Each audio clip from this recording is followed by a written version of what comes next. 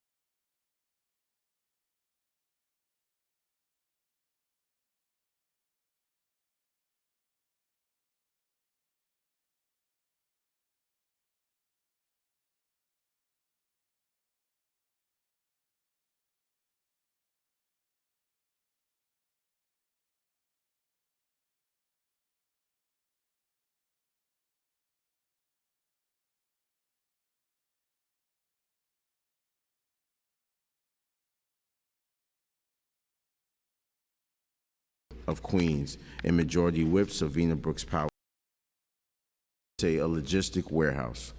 Finally, we will hold a hearing on a neighborhood rezoning known as the Jamaica Neighborhood Plan, a proposal covering approximately 230 block area around downtown Jamaica, as well as surrounding areas within Speaker Adams, Councilmember Williams, and Councilmember Gennaro's district in Queens. The Jamaica Neighborhood Plan seeks to update zoning in this area to allow for additional housing and affordable housing alongside infrastructure and community investments to support growth and improve conditions for all residents. Before going into more details about these proposals, I will now go over the hearing procedures. This meeting is being held in hybrid format. Members of the public who wish to testify may testify in person or through Zoom. Members of the public wishing to testify remotely may register by visiting the New York City Council's website at www.council.nyc.gov/landuse. To sign up, and for those of you here in person, please see one of the Sergeant at Arms to prepare and submit a speaker's card. Members of the public may also view a live stream broadcast of this meeting at the Council's website. When you are called to testify before the subcommittee, if you are joining us remotely, you will remain muted until recognized by myself to speak. When you are recognized, your microphone will be unmuted. We will limit public testimony to 2 minutes per witness. If you have additional testimony that you would like the subcommittee to consider, or if you have written testimony that you would like to submit instead of appearing in person, please email it to landusetestimony@council.nyc.gov. Written testimony may be submitted up to 3 days after the hearing is closed. Please indicate the LU number and/or project name in the subject line of your email. Just want to state for the record, we've been joined by Councilmember Hanks. We request that witnesses joining us remotely remain in the meeting until excused by myself, as council members may have questions. Lastly, for everyone attending today's meeting, this is a government proceeding and decorum must be observed at all times. Members of the public are asked not to speak during the meeting unless you are testifying. The witness table is reserved for people who are called to testify, and no video recording or photography is allowed from the witness table. Further, members of the public may not present audio or video recording as testimony, but may submit transcripts of such recording to the Sergeant at Arms for inclusion in the hearing records.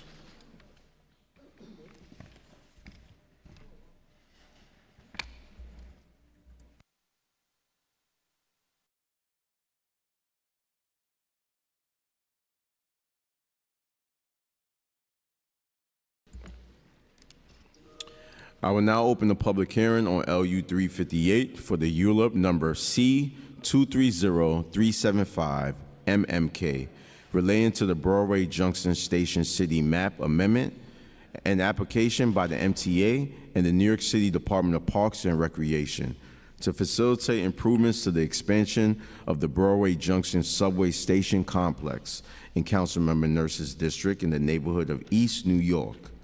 This action would eliminate approximately 9,600 square feet of the existing Calhoun-Kelly playground to allow for the conversion of Sackman Street to new parkland to replace the eliminated portion of the playground, as well as associated changes of grades and block dimensions. For anyone wishing to testify regarding this proposal remotely, if you have not already done so, you must register online by visiting the council's website at council.nyc.gov/land-use. For anyone with us in person, please see one of the sergeants at arms to submit a speaker's card. If you would prefer to submit written testimony, you can always do so by emailing it to landusetestimony@council.nyc.gov. Councilmember Nurse, do you have any opening remarks? Thank you, Chair Riley. I wanted to kick off today by saying that I'm not here because I'm excited about a land use call-up. I really don't want to be here, and I bet that the MTA doesn't either. I understand that the scope of this application is limited to amending the city map by removing a portion of Sackman Street, but I've called up this land use application because of the long-standing unaddressed issues stemming from the MTA Public Works project at Broadway Junction. For years, my constituents have shared with me that this area is routinely overrun with parked MTA cars, which has prevented adequate street cleaning and sanitation. It's also prevented accessibility. The result has been an unacceptable buildup of litter and debris, despite myself and my staff's constant attempt to coordinate between the MTA and DSNY. This is a $400 million public works project, which will dramatically revamp Broadway Junction Station, and we're all excited for it. But we need to do better here. This project is supposed to bring public dollars to local businesses and workers to strengthen our local economy, but there are many issues. There is a 20% hiring goal for local targeted workers. By definition, a local targeted worker includes any worker across New York State. So as long as they are in an economically disadvantaged area. But this means that anybody who lives in Rochester or Utica would be considered local hire. And the contractor nor MTA has provided local hiring stats in months now on how many people from our community are actually benefiting and working on this project. MTA and NYPD workers have completely taken over local sidewalks, forcing pedestrians, including myself, my staff, my neighbors, to walk on the street and dodge between cars. And then lastly, the MTA has done absolutely nothing to keep the area clean. MTA lots are constantly littered with trash, and despite many calls and emails and MTA site managers, they do not clean their portion of the sidewalks. Workers' cars obstruct cleaning efforts by DSNY street sweepers and allow for trash to pile up on the street. I brought you some photos, which I will pass to you. This is a regular appearance at Broadway Junction, constant at Broadway Junction. And this is all the time. This is layers. This is weeks worth of caked up litter, shit, all on the sidewalks that we constantly ask about, constantly. Sanitation can't get a broom on here because MTA worker cars are always there. Weeks ago, we said, hey, I don't want to bring this hearing up. I don't want to do a call up. Can you present a plan for how you're going to address this? No plan. So I want to hear today from MTA how you plan to take care of this area and prove to the community that you're competent and capable of doing that, because thus far, we're not seeing it. I also want to note that I think it's really shameful that when DSNY does try to do enforcement and does try to get these streets cleaned, that MTA workers go to the sanitation garage and try to bully sanitation workers for issuing tickets. I mean, that's just crazy. Everybody here is a public servant, and they don't deserve to be harassed for doing their job. You all need to step up and do better and figure out a solution for this situation. And I would really like to hear what your plans are. Thank you, Chair. Thank you, Councilmember Nurse. I'm just going to stay at ease for 1 second.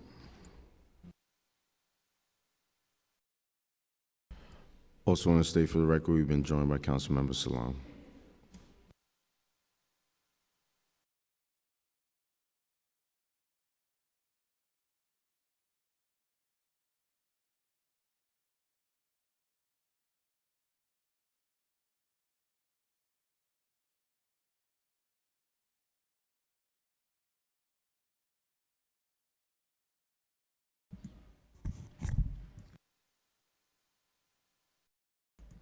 Elizabeth Ernish, are you able to hear us in the room here? I am indeed. Okay, thank you. Okay. Thank you, Councilmember Nurse, for your opening remarks. I will now call on the applicant panel for this proposal, which consists of Arturo Espinoza from the MTA and Elizabeth Ernish from Parks, who will be joining us remotely. Council, can you please administer the affirmation?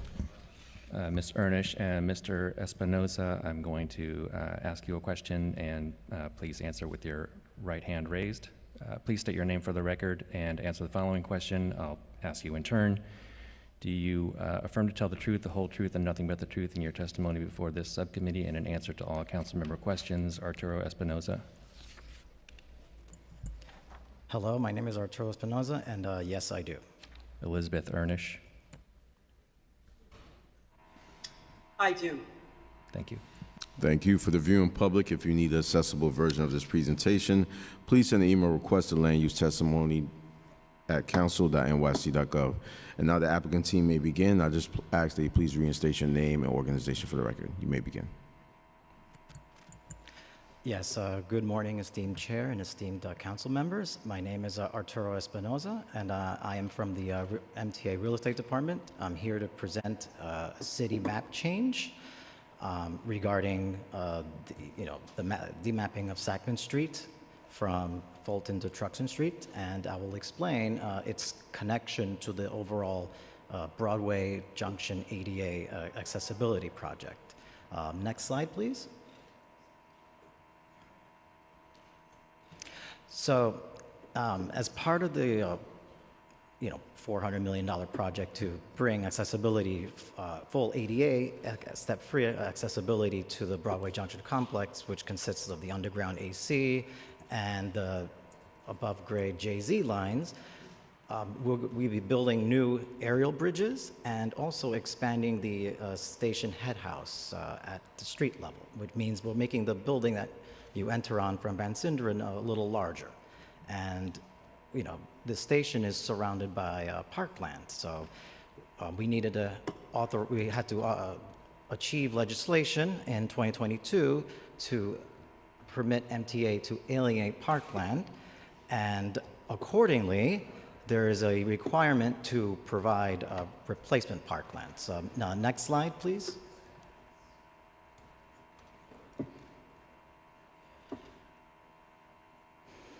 So this schematic will show you basically the overall program of Callahan-Kelly Playground with the expanded MTA head house. We worked with Parks actually to identify, what would be a suitable replacement parcel. And early on, we, in conjunction with Parks, identified the street bed of Sackman Street, and we put that into the alienation legislation, which resultingly means that MTA became the lead applicant with Parks Department as the co-applicant. And so this, city map change will, allow us to fulfill that commitment in the legislation. I'm happy to, let's go on to the next slide, please, because it just shows exactly what Sackman Street looks like today and how it's incorporated into the Callahan-Kelly Playground, which was recent, whose rehabilitation was completed in 2023.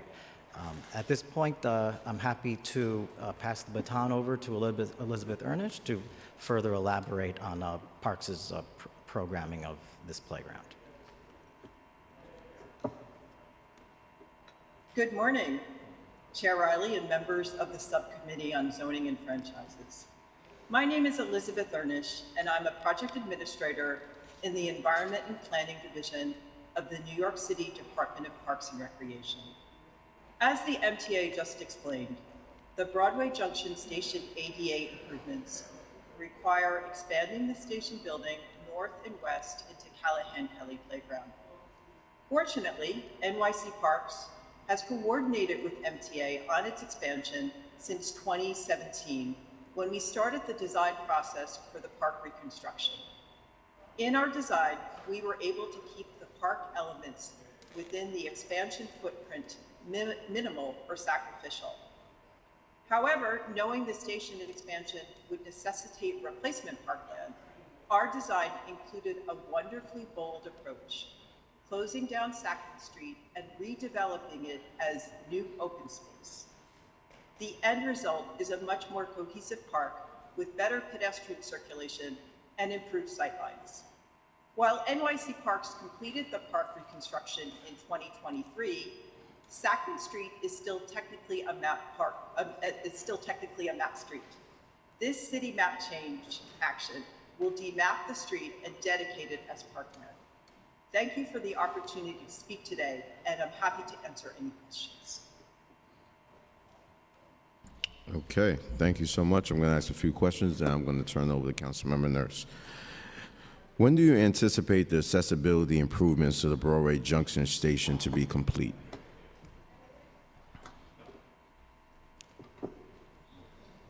It'll be within 3 years. Construction has already commenced, actually. Okay. Is the 11,000 square foot addition to the playground exclusively from the area being demapped from the Sacman Street, or is the additional,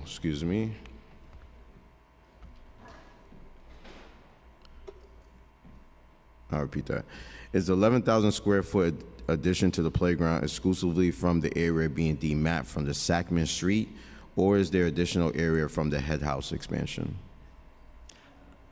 So the 11,000 square feet is the area is the area of Sacman Street that's demapped. So that's from, the northern boundaries of Truxtun Street, and the southern would be Fulton. So that's just the size of the demapped street. And the 9,000 is, the sum of all the parkland that's taken, both actually temporary and permanently.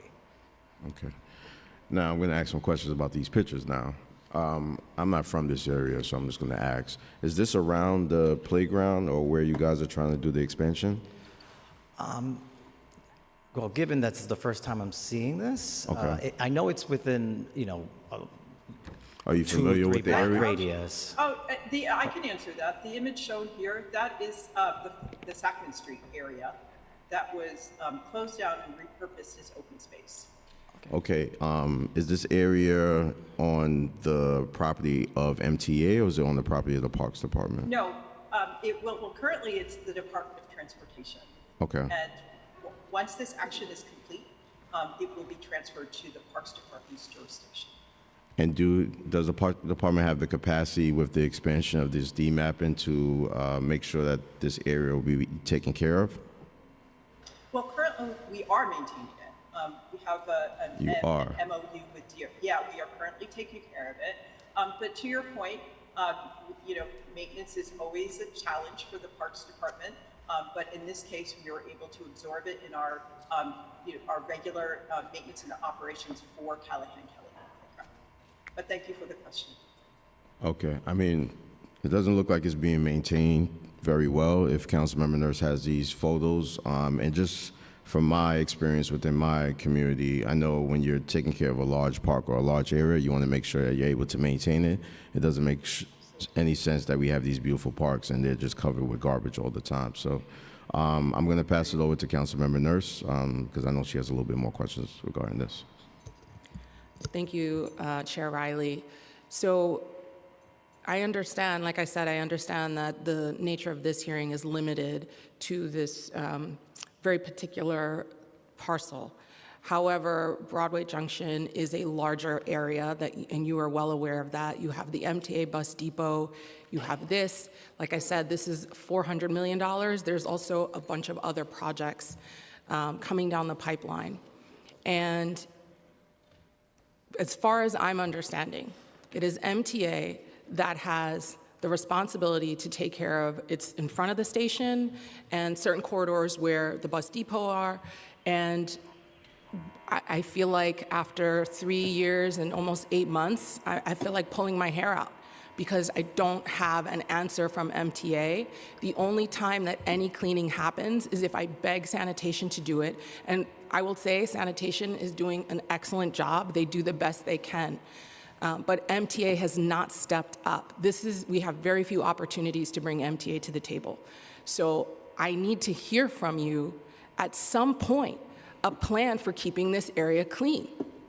You do have people on the sidewalks parked. I do appreciate that the service vehicles, MTA vehicles are not, but you need to communicate to your workers that they gotta get off the sidewalk.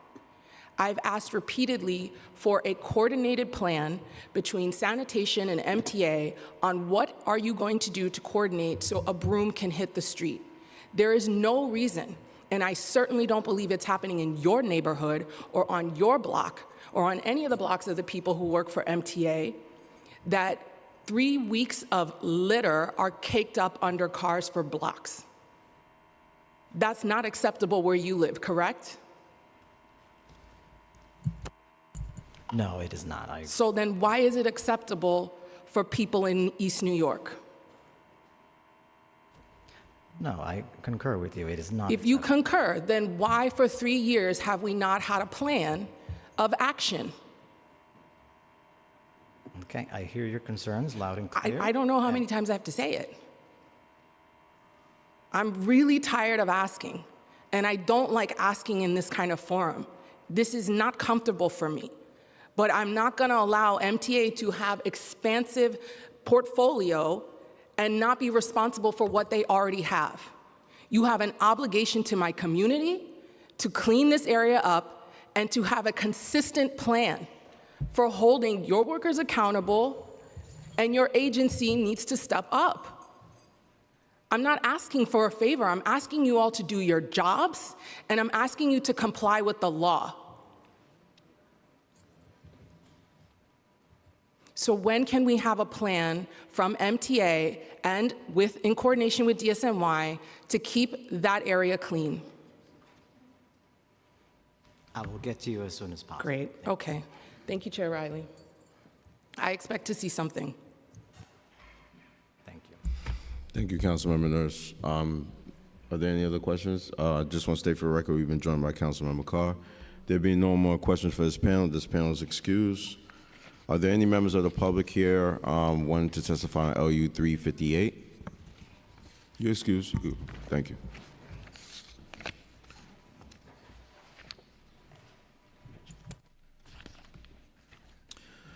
Okay. I will now call the next panel of individuals who signed up to, There being no other members of the public who wish to testify on LU 358 relating to the Broadway Junction Station City Map Amendment, the public hearing is now closed and the item is laid over. I will now open the public hearing on LU 357 for ULIP number C240151 MMQ relating to the JFK Conduit Logistics Center demapping, an application by a private applicant to demap and dispose of portions of 3 unbuilt streets to facilitate the development of a proposed new logistics warehouse, which is allowed as of right in the existing M1-1 zoning district. The development site is located in JFK Industrial Business Zone in Majority Whip Brooks Powers District. For anyone wishing to testify regarding this proposal remotely, if you have not already done so, you must register online by visiting the council's website at council.nyc.gov/land use. I would now like to recognize Majority Whip Brooks Powers for any open remarks if she has. Oh, okay. I will now call for the applicant panel, which consists of Michael Bowden, Ebony Meeks, and Eric Paletnik. Council, can you please administer the affirmation? Applicant panelists, would you please raise your right hand, state your name for the record? Eric Palatnik. Bishop Mitchell Taylor. And do you swear or affirm to tell the truth, the whole truth, and nothing but the truth in your testimony before this subcommittee and in answer to all council member questions? I do. I do. Thank you. All right. Thank you for the viewing public. If you need an accessible version of this presentation, please send an email request to landusetestimony@council.nyc.gov. Bishop Eric, is Michael going to testify? Is he online? No, Michael's not testifying. He's Okay, here. no problem. He's just in attendance. All right. You may begin. Just please reinstate your name and organization for the record. My name is Eric Palatnik. We're here to represent the JFK Conduit Development, and I want to thank this esteemed panel for being here today and taking time out of your busy schedule, and applaud Councilmember Nurse for what she just said a few moments ago. It reminded me of when I first started practicing and Giuliani was mayor, and he used to be upset about the gum on the sidewalks. And that was when we all loved Mayor Giuliani. And he said the gum on the sidewalks is an indication of a community that was in disrepair and that we should clean up the streets. And what Ms. Nurse, Councilmember Nurse, just spoke to was reminiscent to that, and she shouldn't have to ask for the streets to be clean. And I'm proud to have heard what she had to say today. With that as my introduction, I want to thank Councilmember Sylvana Brooks Powers as well. She has been involved in the application that we're here for today at length. She has been working with us, ownership at length, talking about things such as job creation and creating a better environment for the future here. And we want to thank her, and we are involved in discussions with her, and those are going to be ongoing, and you have our commitment after this hearing today and before this is acted upon. So I wanted to let you know that. For the remainder of the council, what we are here for today is the removal of streets from the street system. The streets are not mapped. You heard a few moments ago, are mapped, excuse me, you heard a few moments ago about parkland being created with mapped streets. Here we're asking to remove the mapped streets on a very well-known site, Grandpa's Buses. You've all passed it on the Bell Parkway when you're doing about 1 mile every 10 minutes and stared at the buses. You might wonder why that parking lot's been there all these years, and it's because there are 3 mapped streets running through it. If you can go to the next slide, please.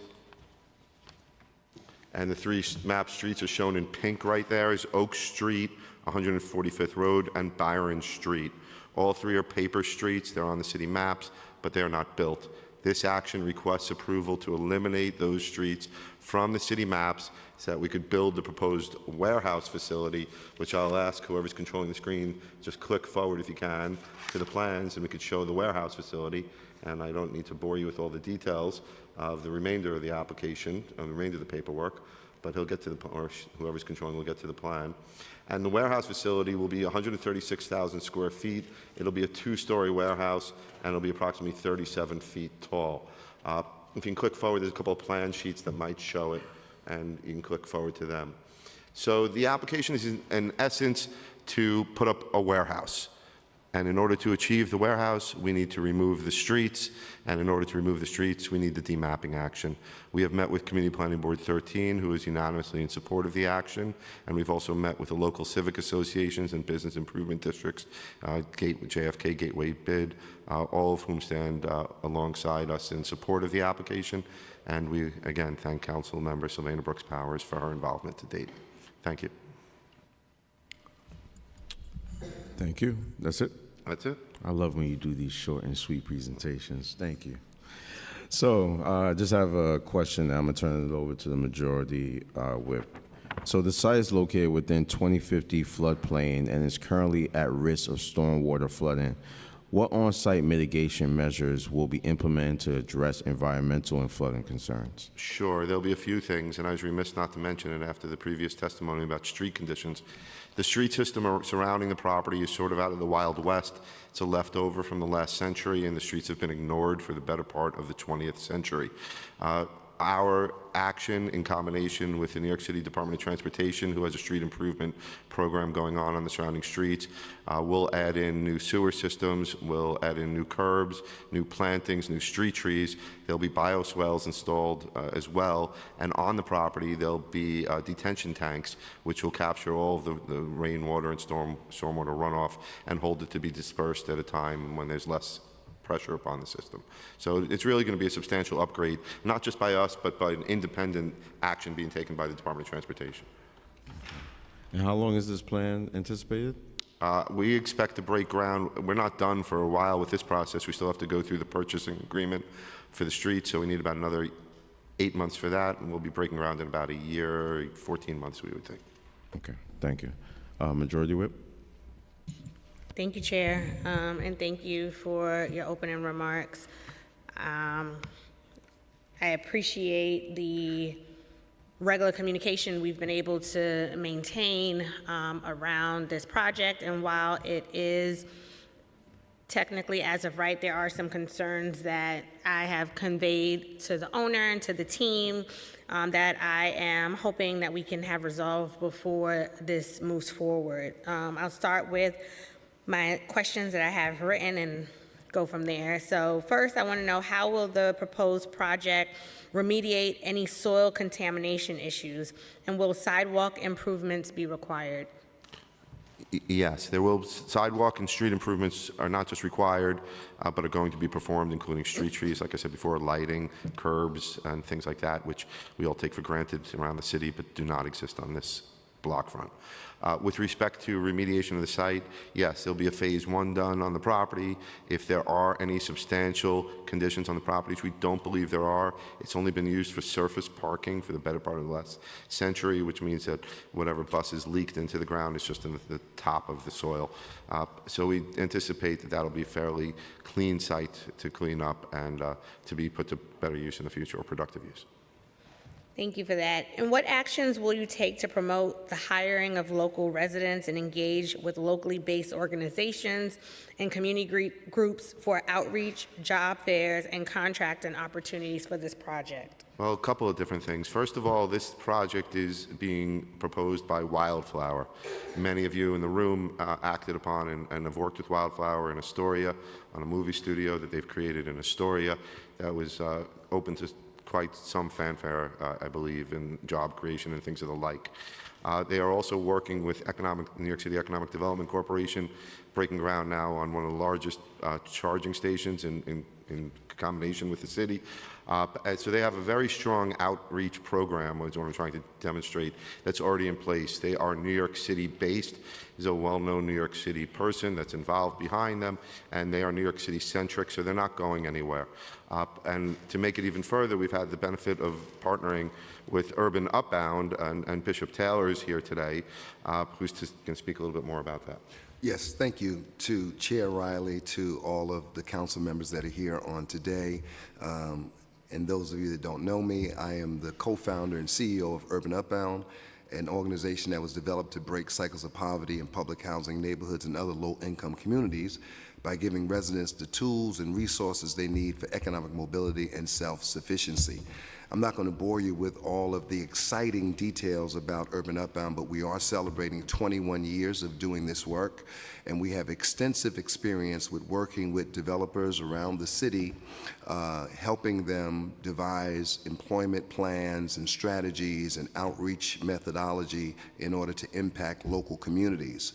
The team asked me to come on board because of my experience with them in the Astoria project. We were very successful in job creation and career development, and having had a positive experience with this group and having extensive experience working in Far Rockaway, where we have 2 offices, one in Hamill Houses and one at 1907 Mott Avenue, who we've worked extensively with you, council member, on other projects to ensure that the residents in your zip codes are persons that are hired by developers. I want to use that same methodology to ensure and hold these developers accountable to that same objective, even as we did in the Astoria project and other projects that we've done with other developers. And so my team has already been working on an extensive plan present and to execute. The team, I think, is working with you. Their team, their development team, is working with you to work out the details and what have you. My job is to execute on those details that you require from them and to ensure that our residents get good paying jobs. Not only temporary jobs, but hopefully we can morph that into permanent jobs when the project is finished. Thank you, and I appreciate the emphasis on good paying jobs, and I'm gonna come back to that at some point in my line of questioning.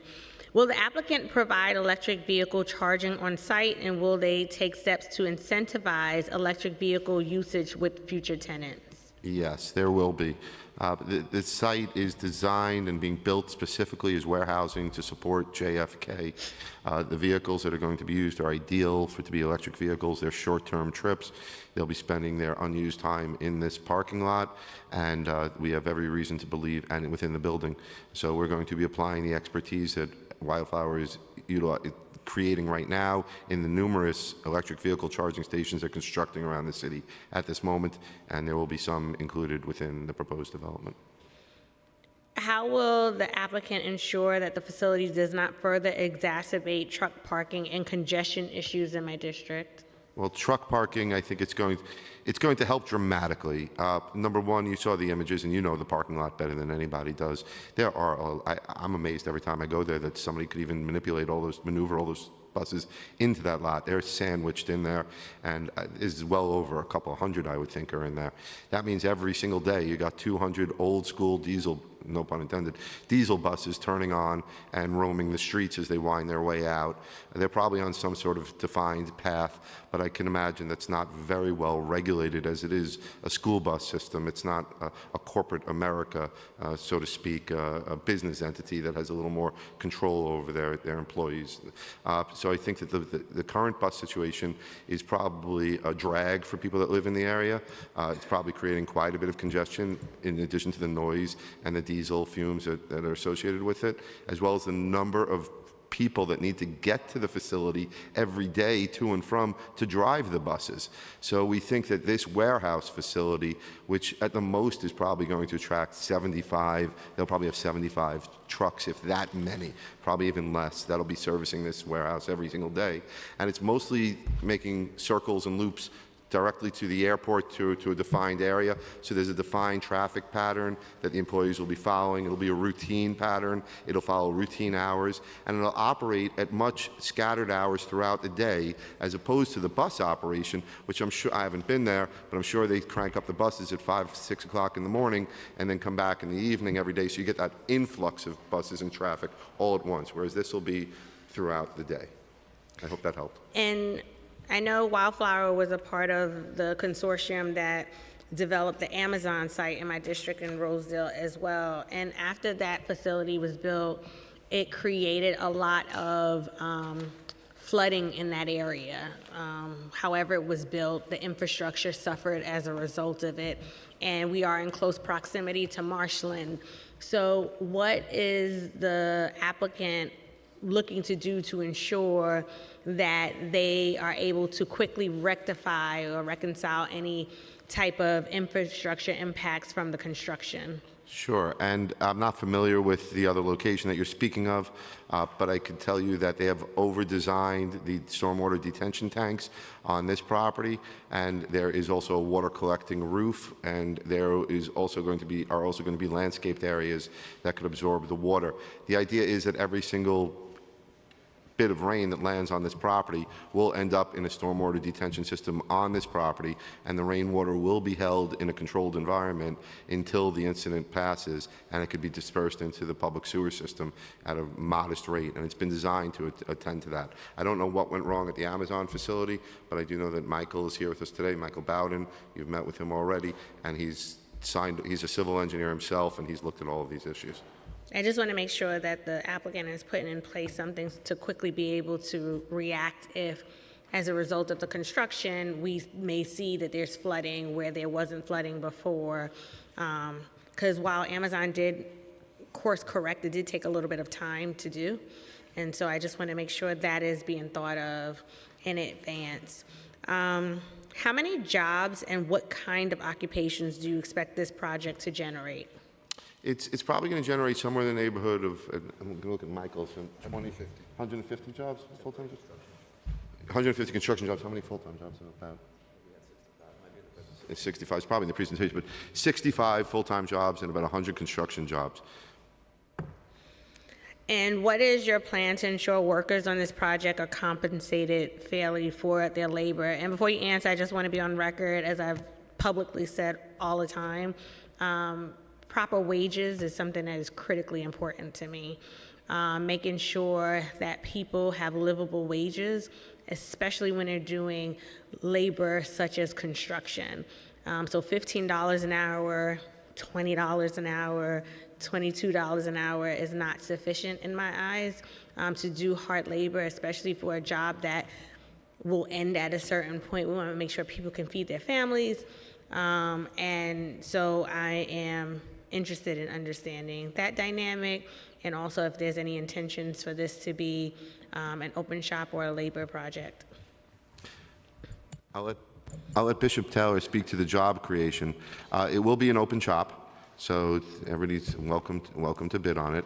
And with respect to the first question, Bishop? Yeah, so one of the priorities for Urban Upbound, and we're a citywide nonprofit with offices all over the city, and one of the things that we specialize in is career development, good jobs, safe jobs, good paying jobs, and jobs that lead to ongoing careers. We've experienced in Far Rockaway, in your district, we had an average wage floor of about $46 an hour between the folks that were placed on jobs in the construction and the permanent jobs. I do not place people in minimum wage construction jobs, period, end of story, period. I've suggested to this team before I even got on board that I would not entertain a $20 an hour job, a $21 an hour job. We have to be somewhere between $22 and $27 an hour for these workers. And I've got an affirmation from this team that they will follow my directives on that. And I feel comfortable that we can deliver on those type of jobs with those type of salaries. And of course, the permanent jobs will expand the wage average as well. And then in terms of like benefits, will you be offering benefits, or is this just the wages? On the construction jobs, typically, subcontractors usually do not provide extreme fringe.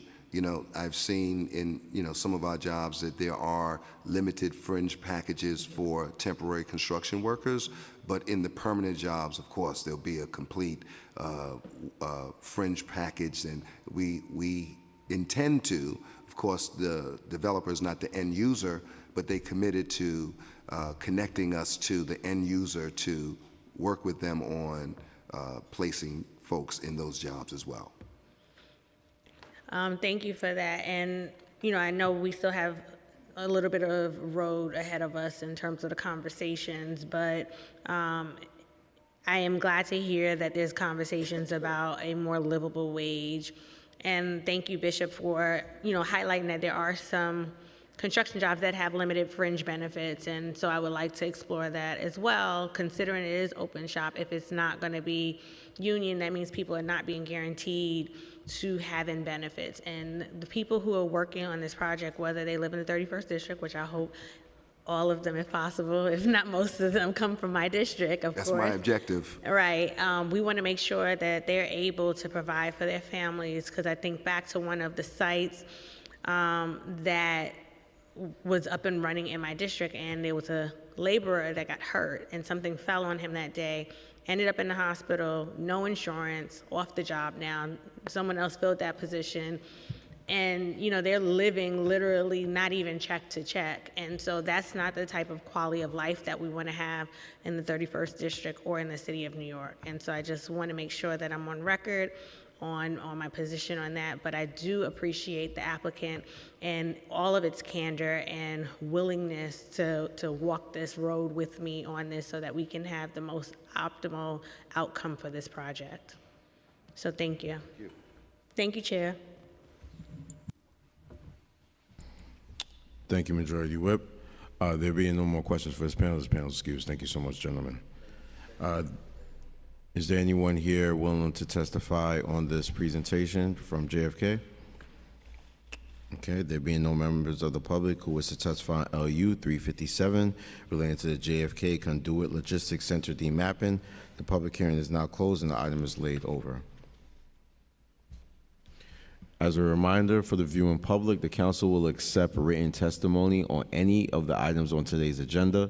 Please include the project name in the subject line of your email, and please send your email to landusetestimony@council.nyc.gov.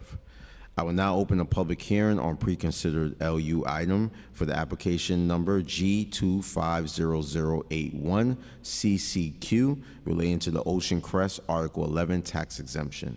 An application by the NYC Department of Housing Preservation and Development for a technical amendment to Council Resolution 950 for the year 2025.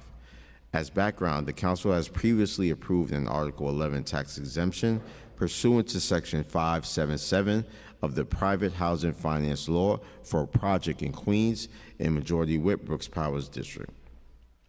This prior resolution is proposed to be amended with respect to the subject property's block and lot information and the project ownership structure.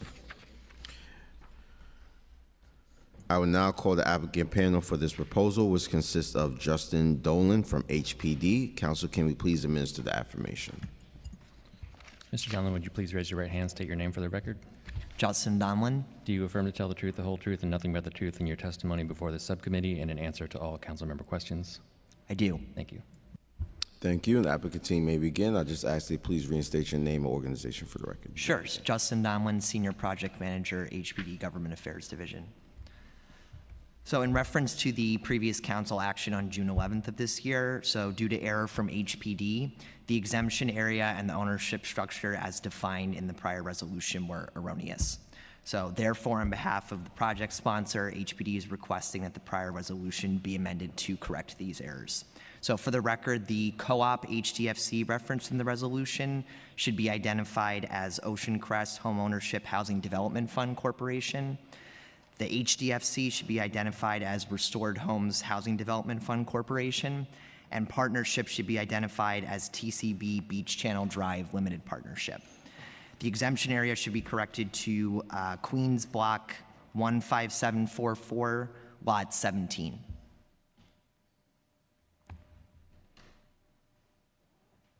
That's it? That's it. Oh, man, that's great. Thank you. All right, I have no questions. Majority Whip. Okay. There being no questions, this panel. Oh, wait, no, I do. Oh. Do we have an idea of when this project is going to be in the pipeline for HPD? Is there any way for us to understand the status of it? I know we had to do this technical change, but. The closing timeline you're referring to? Yes. Yeah, let me get back to you on that. I'm going to check with our our development team, but we are looking to close it very soon. This year? I believe so. Let me get back to you on that. Thank you. Yeah. All right, thank you. There being no questions, your excuse. There being no other members of the public who wish to testify on the pre-considered LU relating to the Ocean Crest Article 11 tax exemption for application number G250081 CCQ, the public hearing is now closed and the item is laid over. All right. The party's going to start now.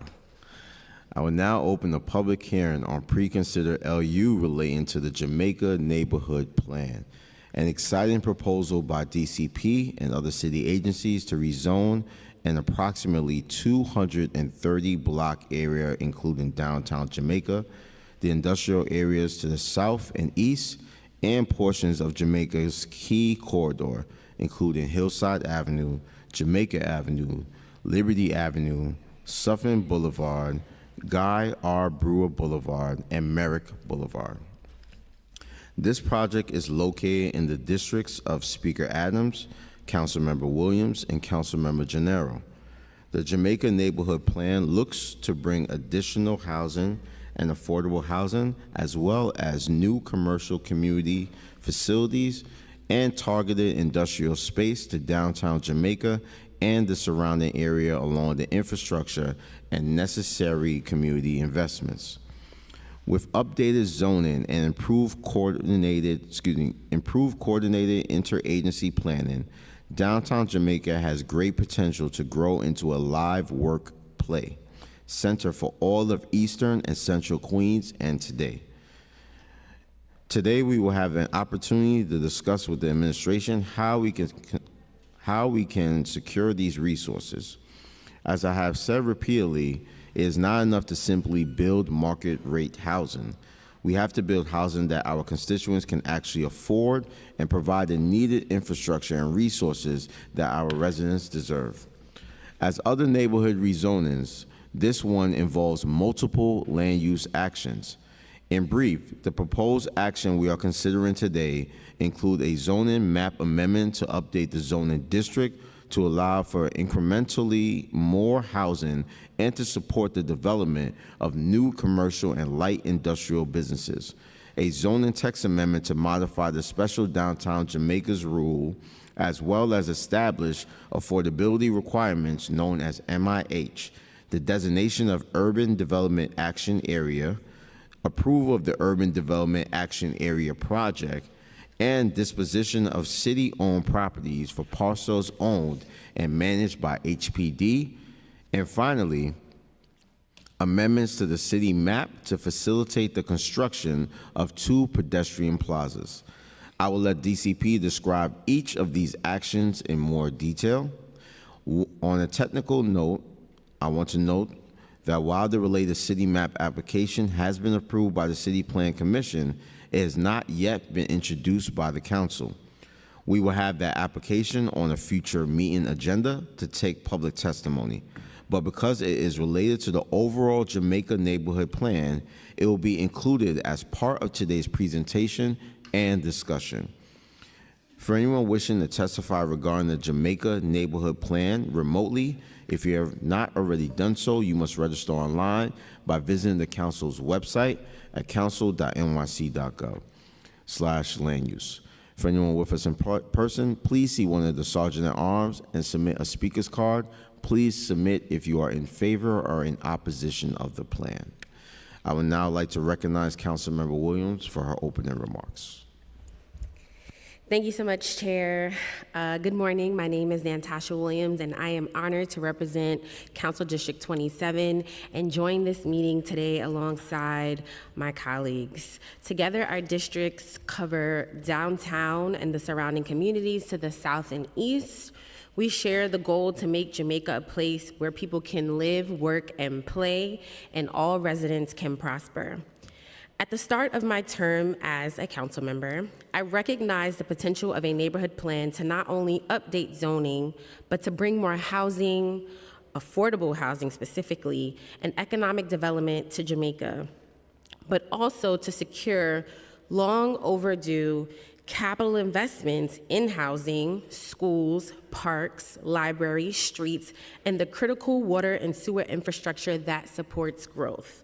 We have now reached an important milestone with the Jamaica Neighborhood Plan officially before the council, and I appreciate the involvement of everyone who has contributed to bringing us to this point. Throughout this 2-year process, we've heard directly from the people of Jamaica through town halls, steering committee meetings, one-on-one conversations, youth symposiums, grassroots outreach, ensuring that this plan reflects the voices of those who live in New York, specifically the Jamaica area, who work, worship, and raise families here. We convened 52 steering committee members for monthly meetings and held over 30 public meetings and events. I am grateful to the Department of City Planning, Chair Garodnik, Laura, Danielle, Sarah, Siobhan, Elizabeth, Jasmine, Lynn. Sorry if I forgot anybody. You know I care about you guys so much. I feel like I talk to them almost every single week for 2 years, so I feel like they're a part of the team a bit. For your tireless work on this plan, as well as the members of the Jamaica Area-Wide Rezoning Steering Committee. I know some people are here today. Executive Committee that was comprised of every single elected official from state to federal that touched the area, for generously volunteering their time and caring so deeply about Jamaica's future.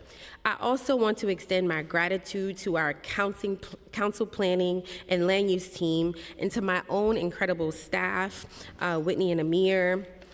However, this work is not done. My final support is tied directly to the city's willingness to translate our community's needs into real, tangible investments. Our priorities are clear: infrastructure improvements to address long overdue issues with sewer capacity and basement flooding, investments to improve the environment and public space of downtown Jamaica, expanding and improving our parks, schools, health, and cultural facilities to better serve existing residents and accommodate new growth, and supporting affordable home ownership opportunities and our faith-based institutions who want to build affordable housing for families and seniors.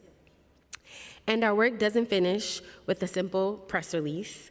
Planning must continue through an ongoing downtown Jamaica Oversight Task Force to ensure that all commitments are upheld with transparency and accountability. I look forward to finalizing commitments on these issues over the coming weeks before the council's vote. We have an opportunity to set a model example of planning that not only addresses the city's housing needs, but does so in a way that centers local priorities and delivers real, lasting value for our neighborhoods. I will continue to listen, I will continue to show up, and I will continue to make sure this process belongs to the people of Jamaica. Thank you.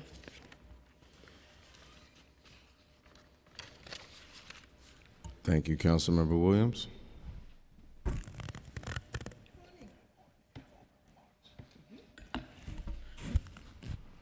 Thank you, Councilmember Williams, for your opening remarks. I would now like to recognize our Madam Speaker, Adrienne Adams, for her opening remarks.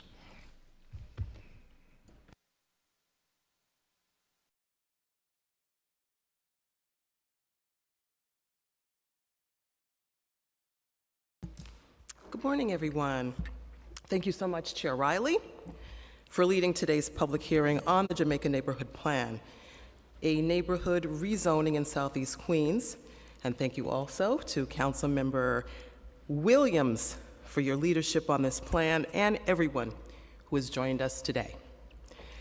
As a longtime resident of Jamaica and a former co-chair of the Jamaica Now Leadership Council, this neighborhood rezoning, this proposal is deeply important to me and to my community.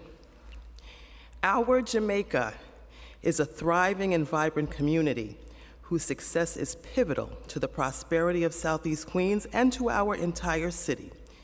Its growth and transformation to a bustling residential, commercial, and transportation hub with opportunities to advance careers, build homes, and raise families has always been a top priority. I'm hopeful the Jamaica Neighborhood Plan can build on the progress we've achieved over the last decade. Throughout my term as the Speaker of the New York City Council, I have encouraged my colleagues, land use applicants, city agencies, our communities, and all stakeholders in the process to engage in proactive community planning. That means working together to understand our community's needs, identify shared goals and principles, and deliver better outcomes for the city, the neighborhoods we represent, and our constituents. With community planning, we can ensure our city is confronting the housing crisis by creating new homes, while also securing investments in economic opportunity, infrastructure, and other community benefits that align with our community's needs and goals. It's not always an easy process, but when it's done with thought, with care, and with consideration of the feedback from community members, we can advance housing solutions and investments for all New Yorkers. I'm very proud to support Councilmember Williams in bringing this model of community planning to downtown Jamaica and the surrounding areas through the Jamaica Neighborhood Plan. Through sustained community engagement with the Department of City Planning, other agencies, and the steering committee comprised of community leaders and stakeholders, we have begun to shape a proposal that can update the zoning in this community to deliver more affordable housing by creating the largest mandatory inclusionary housing zone in the city, new economic development opportunities, and investments to improve the local parks, schools, and much-needed infrastructure. This proposal can also support home ownership, improve public transportation, and increase opportunities for our faith-based organizations to expand their work and develop much-needed affordable and senior housing. There is still much more work to be done to finalize and strengthen the Jamaica Neighborhood Plan. Most urgently, Southeast Queens residents deserve updated water and sewer infrastructure to address long-standing and chronic issues with flooding. While we are already making important capital investments, including additional funds we secured through the Council's City for All housing plan, we must ensure these improvements come to fruition. The Jamaica Neighborhood Plan must also ensure funding to address school capacity and other goals identified through our community planning process, like increasing and preserving affordable home ownership, improving our parks and open spaces, and investing in our public health. It's important to note that none of these investments and community benefits would be possible without the City Council's direct role within the land use process to negotiate and secure commitments that fulfill community needs. New Yorkers, through their democratically elected representatives, deserve the ability to fight for more affordable housing and neighborhood investments. As we consider the future of downtown Jamaica and our city, this is what is at stake. Our communities deserve to be included and heard with real influence when new development is being planned in their neighborhoods. Over the coming weeks, we will continue to examine this neighborhood rezoning and work towards crafting a final plan that meets the needs of Jamaica and its residents. I look forward to hearing from the administration and members of the public during today's hearing and throughout this entire process. Thank you all once again. I turn it back over to Chair Riley. Thank you, Madam Speaker. I will now call the applicant panel for this proposal, which consists of Lynn Zhang, the Director of the Department of City Planning, Queensborough Office, Jasmine Tapeo, a Senior Lead for Community Planning for DCP, Sarit Plakin, Executive Director of Neighborhood and Planning and Equity Initiatives from HPD, Dylan Mager, Chief of Staff, Bureau of Sustainability from DEP, Beth DeFlaco, Deputy Commissioner for Public Affairs and Communications from DEP, Denise Mendez, Assistant Commissioner for Transit Development from DOT, and Andrew Arcese, Borough Planner for DOT. Council, can you please administer the affirmation? Panelists, would you please raise your right hand? I will ask you in turn to answer the following. Do you affirm to tell the truth, the whole truth, and nothing but the truth in your testimony before this subcommittee and in answer to all council member questions? Lynn Zhang. I do. Jasmine Tapali. I do. Sarit Platkin. I do. Dylan Marr. I do. Beth DeFalco. I do. Denise Mendez. I do. Andrew Arcese. I do. Thank you. And now the applicant team may begin. I just ask that you please reinstate your name and organization for the record. You may begin. Sure. Good morning, Chair Riley and members of the subcommittee. My name is Lynn Zhang, Director of the Queen's Office at the Department of City Planning. And I'm joined here today by Jasmine Tapali, Senior Planner and Project Lead for the Jamaica Neighborhood Plan. We're also joined by our colleagues from the Department of Environmental Protection, Department of Transportation, and the Department of Housing Preservation Development. We will all be available for questions after this brief presentation. We are excited to be here today to present the Jamaica Neighborhood Plan. This is the culmination of years of study and research, dozens of engagement activities with the local community, and hundreds of hours of Teams meetings with our partner agencies and elected officials. We want to particularly thank Councilmember Dr. Natasha Williams for her leadership and partnership, along with Speaker Adrian Adams, Councilmember James Gennaro, and Queensborough President Donovan Richards as we continue to refine the plan through this ULURP process. Next slide, please. Jamaica is a community with rich historical and cultural significance and serves as a key local and regional transportation hub. It is one of Queens' major regional business districts and includes one of the city's 21 industrial business zones. Jamaica has long been home to many multi-generational, multicultural residents. As we have heard from the community and local stakeholders, their vision for the future of Jamaica builds on these strengths. As such, the plan supports more housing, jobs across different industries, and investments by considering land use changes, capital programs, services, and policy changes to support growth. Next slide, please. The proposal we're presenting today updates zoning that would help Jamaica grow and thrive. Represented through numbers, this plan would create more than 12,000 new homes, including around 4,000 permanently income-restricted homes under what would be the city's largest MIH area. The plan would also create over 2 million square feet of new commercial and community facility spaces, adding more than 7,000 jobs in the area. Next slide, please. To achieve this, the Jamaica Neighborhood Plan includes 4 proposed land use actions. Jasmine will speak in more detail of these actions, but I do want to speak more globally the goals of these actions, what they aim to do. 1, they will expand housing opportunities by requiring permanently income-restricted housing through the city's MIH program that will support and maintain diversity in the neighborhood. And it would develop 100% income-restricted affordable housing on underutilized city-owned land, including home ownership units as well. 2, they will reinforce the area as a regional business district by strengthening the existing businesses while also promoting the development of new job-generating uses through updated districts with increased industrial and commercial densities. 3, they will strengthen the quality of the streetscape and increase appropriate densities along key corridors. And lastly, they support a comprehensive neighborhood plan that aligns zoning framework with capital investments, infrastructure needs, and services of both current and future Jamaica residents. I will now turn this over to Jasmine. She'll walk us through the specifics of the plan.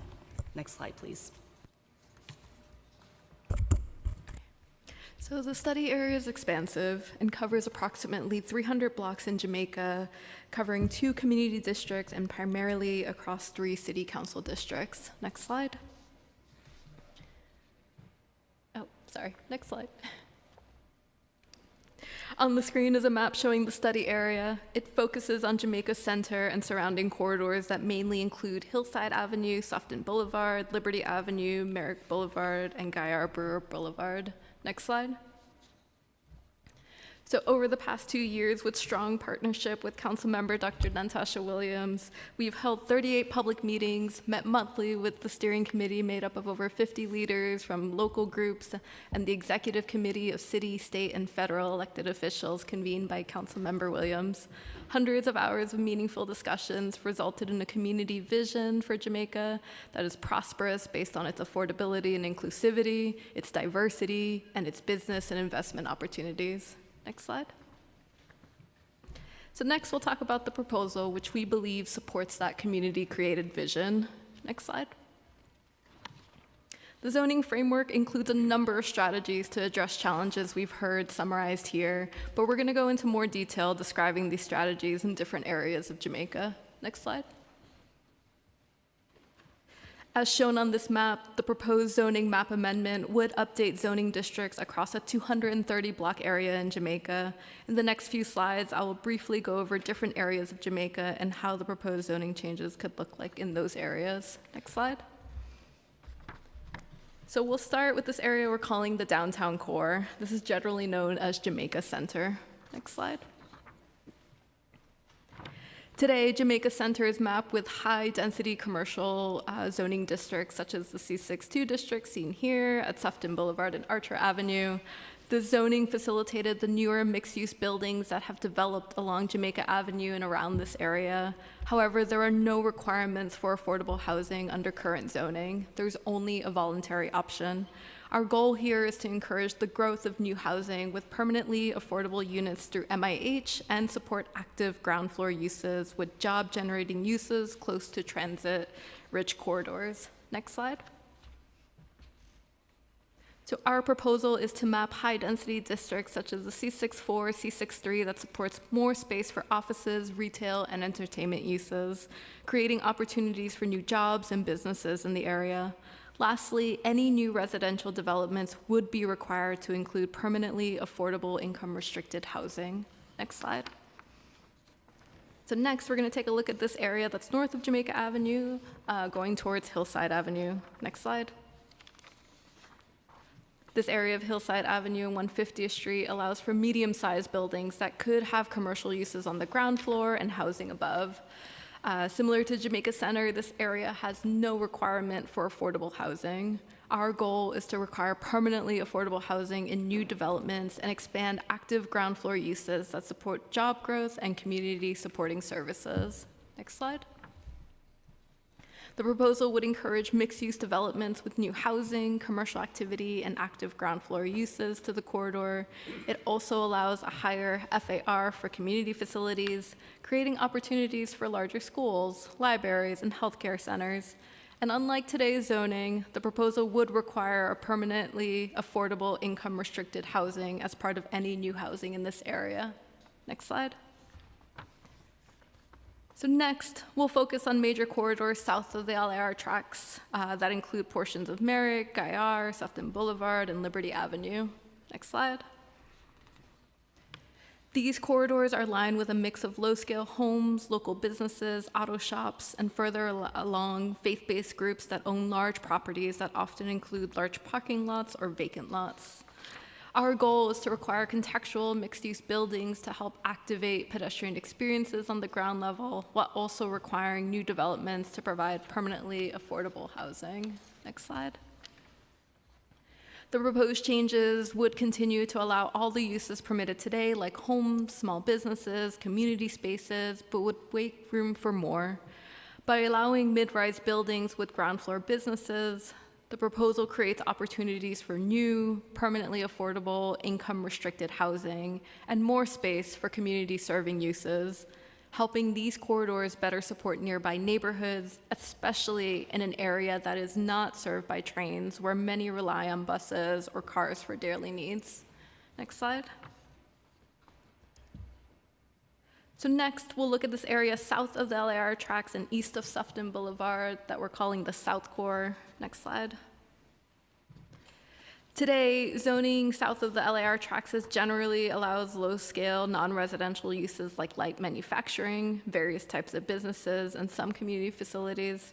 There are existing homes that predate zoning, but currently new homes are not allowed today.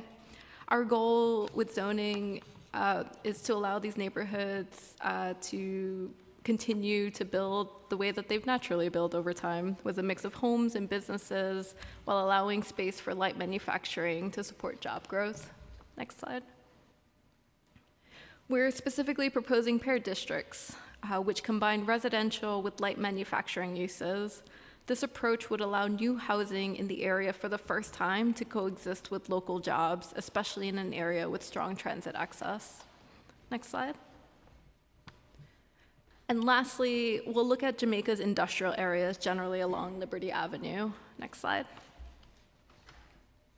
So east of Liberty Avenue, near Detective Keith William Park, allows for low-rise, non-residential buildings. This area, including the former Elmer's Dairy site, is part of the Jamaica's industrial business zones, where under current city policy, housing is not permitted. Most of the area has seen limited growth due to outdated zoning and broader industrial trends. Our goal is to help bolster businesses and job growth within Jamaica by supporting industrial growth in manufacturing districts within the industrial business zones. Next slide. The proposed zoning changes introduce a mix of districts tailored to different area needs. The M12A districts near residential areas to create a buffer, the M23A districts to help existing businesses grow and attract new ones, and the M32A district to continue supporting the operations of the LIR Hillside Rail Yard. Next slide. So to further our goal to strengthen downtown Jamaica and its nearby major corridors, we are proposing to expand the boundaries of the special downtown Jamaica district established in 2007. Next slide. Through the zoning text amendment action, we will update the regulations in downtown Jamaica Special District to help address some of the challenges we've been hearing. Some of the changes include rules to exempt school floor area to encourage more space for schools on privately owned lots, rules to allow an open space bonus around Jamaica Center, as well as enclosure rules for industrial businesses near homes. Next slide. So I'm now going to discuss very briefly 2 site-specific actions in the study area that would add affordable housing and improve the public realm. Next slide.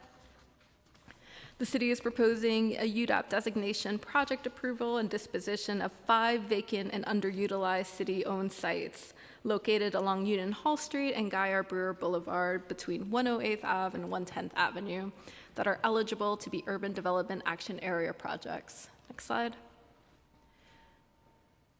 In the scattered site cluster 1, the approved action would result in approximately 34 affordable homeownership units. Next slide.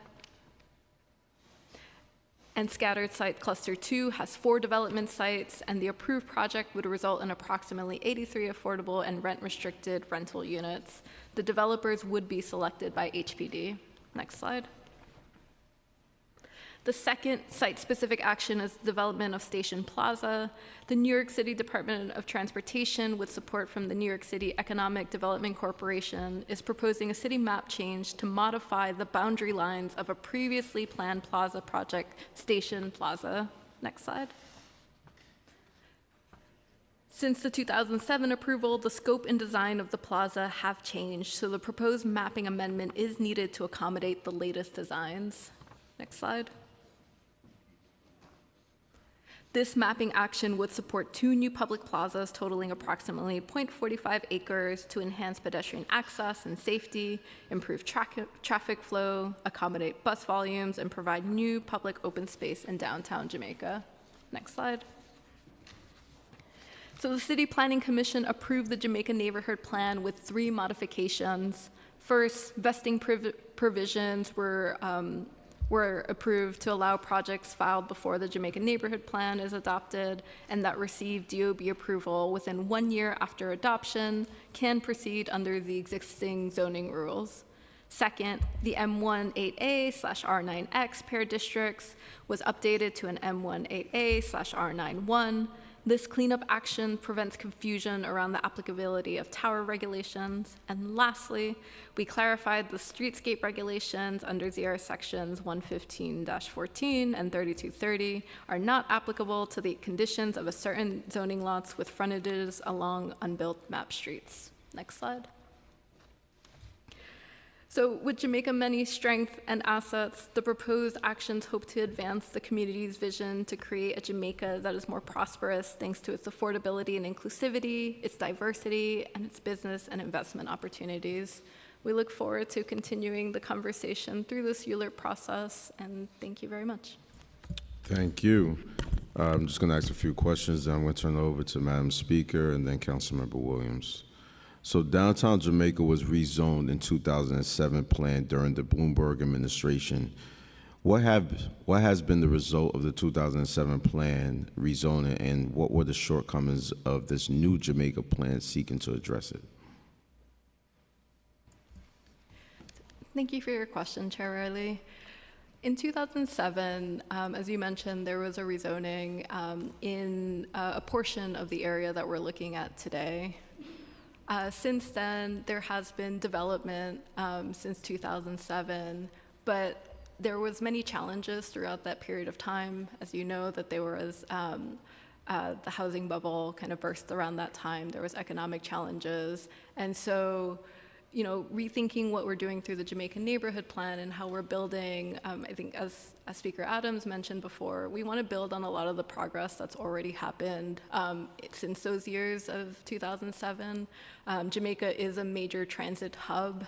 There are many strengths in Jamaica that, you know, we want to continue to build on. And so this, the Jamaica Neighborhood Plan now is really trying to think about how do we continue to create those opportunities that started in 2007, but you know, we obviously know that there's much, much more that can be done. Like Councilmember Williams mentioned, there is still challenges in the neighborhood that we are trying to actively address through the neighborhood plan.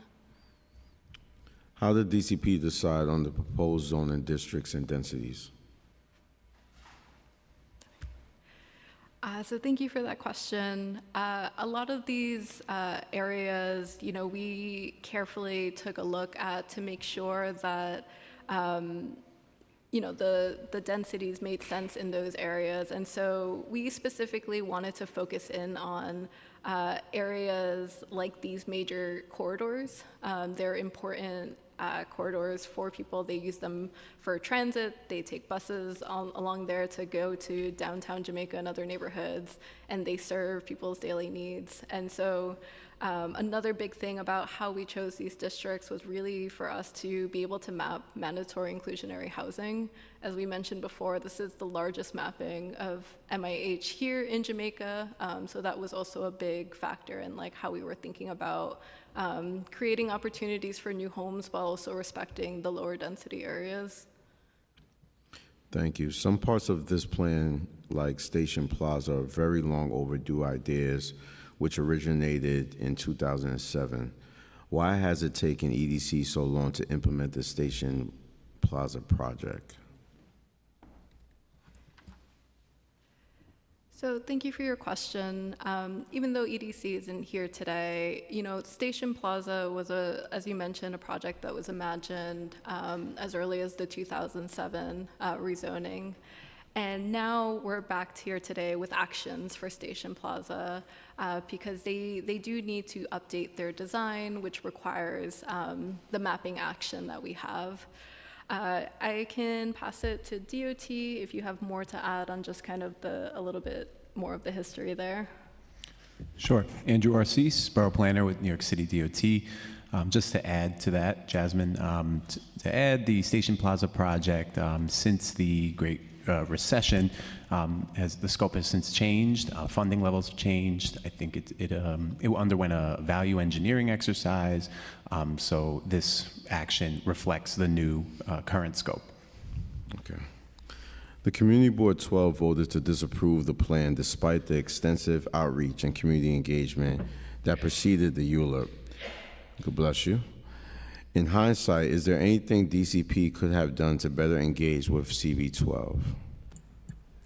Thank you for that question. Yes, both community boards did vote not in support of this plan, but I'd like to add that this plan is, as we had prefaced by saying, it's 2 years of community engagement, and this is outside the community boards. We definitely have invited the community boards to a lot of workshops, community events. The councilwoman started a steering committee and executive committee. So this plan is not without public feedback and public comments. And I think even though their role in the ULURP process has ended, per this proposal, but the administration and the agency is still open to working with Community Board 12 and any specific areas that they want to highlight that we can look to help broker conversations with other agencies or any specific blocks that they want us to reconsider. We are definitely open to speaking to the public, during this public review process as well as beyond. So. Okay. Could you just share with me what was the concerns that the community board has regarding this plan? They've highlighted, there are several things. They have their resolution that they submitted. They have linked, some of the proposed heights along the corridors, the southern corridors, as too high in mostly sort of 1 and 2 family homes right next to it. So I think specifically, although I don't think it's in the resolution, but I'm guessing it's Suffin, Merrick, Guyar Brewer, so those southern tentacles going down. So those are areas that kind of, they feel that, the proposed density that we have there would impact negatively to the existing fabric of those homes nearby. Okay, thank you. Mm-hmm. It is upsetting that EDC is not here. Usually I think with plans like this, EDC should be here. 7,000 new jobs is something very important. I think council members would have questions regarding that, but I do have some economic development questions. So downtown Jamaica continues to struggle with a higher number of storefront vacancies than most commercial areas. Is SBS or the administration proposing any programs to help reactivate vacant spaces? So thank you for that question. We know that Jamaica is an important commercial hub historically and today. And many people have shared with us throughout this process that, they really want to see Jamaica kind of live out its glory days from the past. But we also know that what's happening there today, on the ground right now, the Downtown Jamaica bid has done tremendous work to try to, support the economic vitality of that area. But we know that there is more work to be done. So we are going to continue to work with Small Business Services, SBS, and other city agencies to think about strategies here in downtown Jamaica. And we continue looking forward to working with the council on what makes sense here in Jamaica. There's been concerns from the community and elected officials about the overabundance of hotels being used as temporary shelters rather than just to support tourism and economic growth in the area. Is the administration working on transitioning these buildings back to hotel use? Thank you for the question, Chair Riley. As you know, the city has a legal obligation to find homes for our neighbors that are currently without shelter. And so partners across the city, across government are doing just that. They are, where we can't find permanent homes, they are placed in shelters. So really one of the permanent solution that we have is permanent housing. And we do believe this plan creates the number of units, although it may not be a silver bullet, but it works towards that cause. And we welcome to continue to work with you or any other council member's office on identify specific sites and see where the issues are and connect them with the right agencies to address those concerns. Right. Well, you could understand the concerns of the constituents that live in the area. Absolutely. Especially with buildings going up. Sometimes buildings are going up and they're supposed to be housing, and then they mysteriously turn into shelters. So when we're talking about all this density within a specific space, the hotel uses turn into shelters, buildings turn into shelters. Not saying that this plan is calling for that, but sometimes that technically happens. So I think there needs to be a little bit more, guidance from the city to make sure that this isn't happening in this specific area. I'm going to yield my time to Madam Speaker to ask the questions. Then we'll go to Councilmember Williams. Thank you so much, Chair Riley. Thank you for those questions also, very powerful. Do you live in Jamaica? You live with us? Okay. I walked there the other day. It was beautiful. Okay. Thank you all for being here today. Appreciate your testimony and your time. As you all know, lifelong resident of Southeast Queens, council member for Jamaica for almost 10 years now. This plan is extremely critical and important to myself, obviously to Councilmember Williams, who has put her heart and her soul and her brain power into all of this for so many months, and I thank her again for all of her diligent work on this plan. A lot of you know I come out of the Jamaica Now project many years ago, and when we initiated that project, we had very, very strong intentions about what we wanted done in the Jamaica core, revitalization and other things around the Jamaica core. A lot was invested, community workshops, and a lot of other things, much like what is being done now and what has been done with the Jamaica Neighborhood Plan, and I'm so happy to see the expansion of that now, and real concrete thought and work and intentionality in this particular plan. Let's talk a little bit about school. I am an education advocate from way back when, and the IES for this project does show potential significant adverse impacts to elementary school capacity in sub-districts 1 and 2 of Community School District 28. In plain English, this means that the added population from the projected new development spurred by this rezoning would push school capacity above 100%, generating an estimated 755 new students above full capacity. Is DCP and the administration working with the School Construction Authority to address this need with a new school siting or expansion? And have any specific sites been identified and evaluated?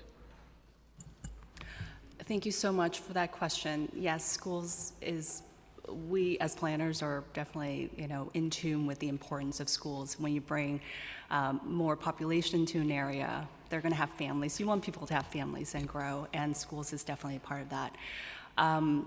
Yes, we have been working with the School Construction Authority throughout this process. As you know, there's already overcrowding in some of the schools within the two school districts that you noted, District 28 and 29. And so the School Construction Authority, they're working with their existing challenges. They're finding sites now. They're trying to expand the schools, existing schools now, to accommodate that. On top of that, there is also a class size reduction legislation that they have to comply with. And so they're working hard to do that. And so when this plan was formed and we started talking with the SCA, we knew that the projection, so in the EIS, it's a 15-year projection. So while, at adoption, if this plan gets adopted on day one, we're not going to see all that population come in. But over time, in the next 10, 15 years, it may come in. So the city will continue to monitor that. I think what we're proposing as part of this plan, we have a school floor area exemption on private sites. So that gives the city another tool. It expands our options for sites on private sites that could be appropriate, could be the right location for the School Construction Authority to site a school. So this is any site that is at least 20,000 square feet. They get exempted 150,000 of floor area for a school if they want to work with the city, and if the School Construction Authority agrees to that site, that it's safe for their kids, for our kids, then that is another option. So that's one. And although we have not identified a site that would utilize this exemption, we're continuing to work with the SCA. And when developers come to us, we have continued to kind of float those sites, and they've been extremely good partners in due diligencing those sites to see whether they're appropriate or not. So that is happening. And of course, we are always looking at our public sites to see if there's any appropriate public sites. But schools is something we would monitor definitely, and we'll continue to work with the SCA, and any ideas that your office may have, we will look at any school sites that you have come forth with. Thank you. It's refreshing to hear that. We don't want to play catch up after the fact. 755 is a significant number. And you're right, we're going to see things progress as the years go on, and we just want to be ahead of the 8 ball. So it's good to know that all of your communication is ongoing with SCA, so that's good to hear. The IES for this project also shows a significant impact on the open space ratio, the amount of open space per capita. What projects and proposals are being looked at to improve parks and open spaces in the area to better serve current and future residents? We know that Southeast Queens, particularly in this area, has been deficient as far as open spaces, parks. We've tried to find spaces to accommodate more and more parks and open spaces now with this particular rezoning, which is massive. What are you all looking at to make sure that this plan is encompassing all of that need as well? There are many parks in districts 27 and 28 that are in need of improvement and should be improved as part of this plan, notably Rufus King Park, Archie Spigner Park, Baisley Pond Park, and Charles Drew Parks. Furthermore, we should look at whether it's possible to create new public open space beyond the Gateway Plaza at the Sutphin train station. So what are your thoughts on that? Thank you for your question, Speaker Adams. Like you mentioned, I think one of the biggest things we heard throughout this process is about not only care for the existing spaces, because they matter so tremendously to everybody about how we're maintaining those spaces, but also creating new spaces. When it comes to new spaces, as you, I think, alluded to, it's very challenging to find new park spaces. There's not a lot of vacant public land in Jamaica, and so, we have a number of strategies that we're thinking through this proposal. Like you mentioned, we are creating 2 public plazas across the street from the LIR station through Station Plaza project in one of the densest areas of Jamaica as another way to bring open space to an area that desperately needs it. In addition, our special district tax did include an open space bonus, again, trying to expand the options that we have in order to create open spaces.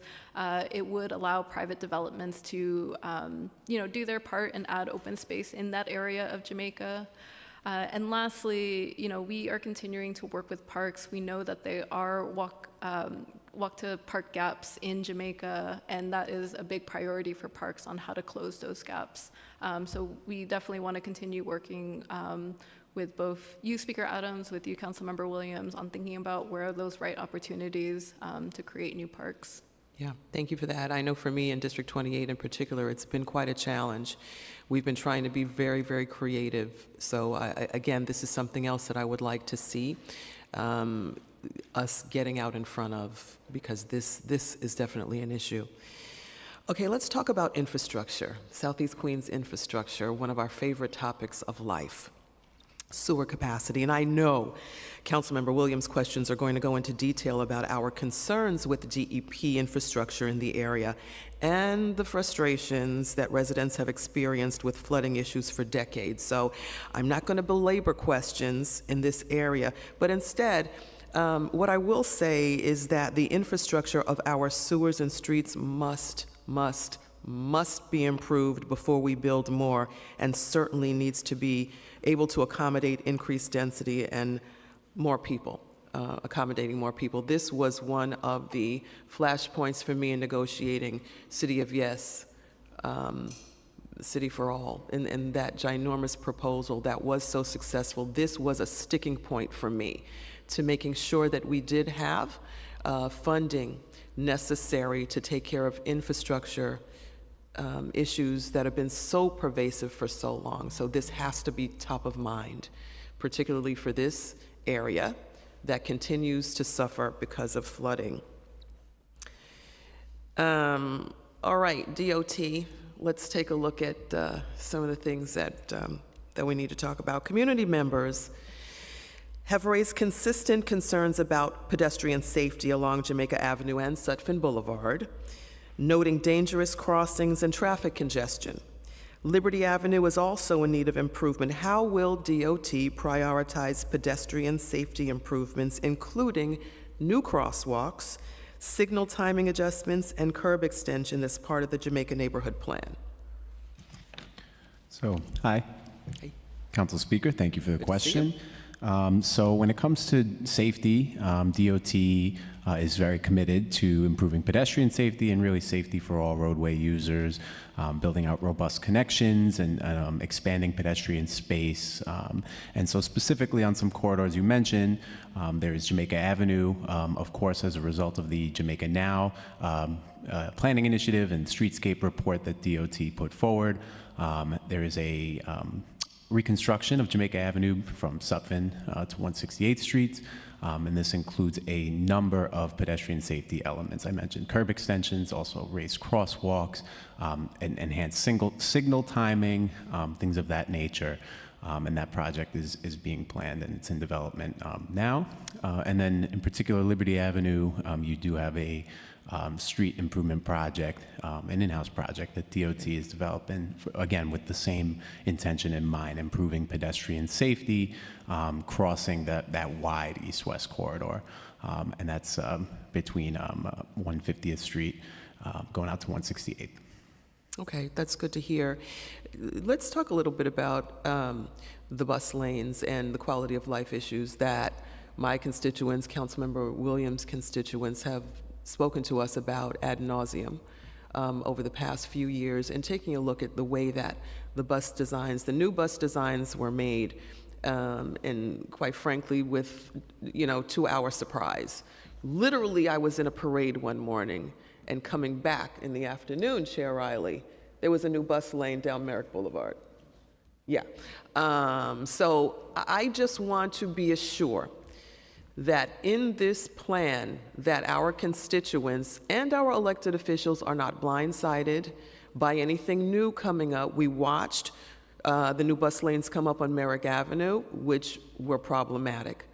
The new traffic, the modes of traffic movement on, because in the middle of Jamaica Station, Sutphin Boulevard, Archer Avenue, all that, right by Jamaica Station, I know because that was my commute for a really long time. And trying to drive down there didn't happen anymore because of all the prevention, because of the new bus lanes.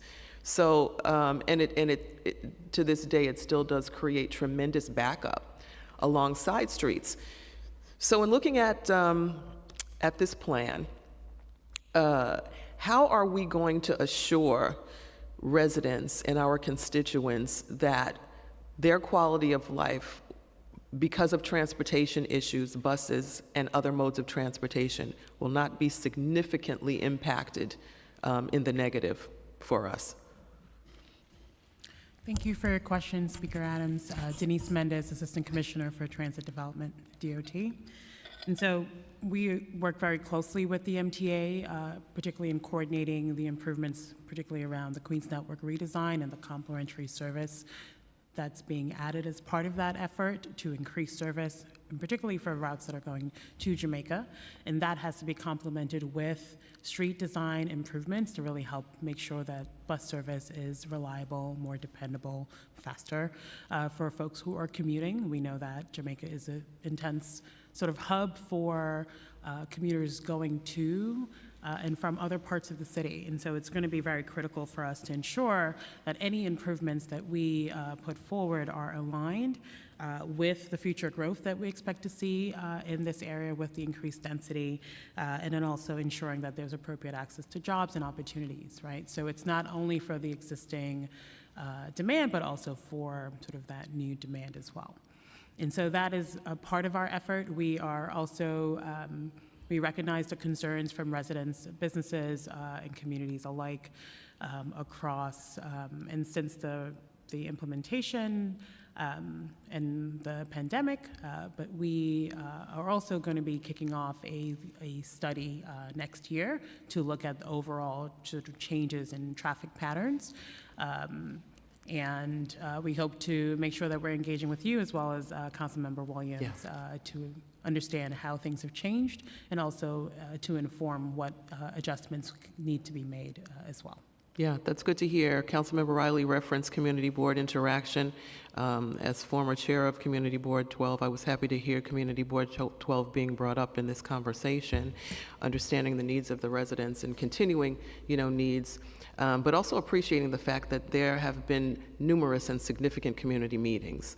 And what we like to see from our community partners are solutions, to our proposals that we work in partnership with.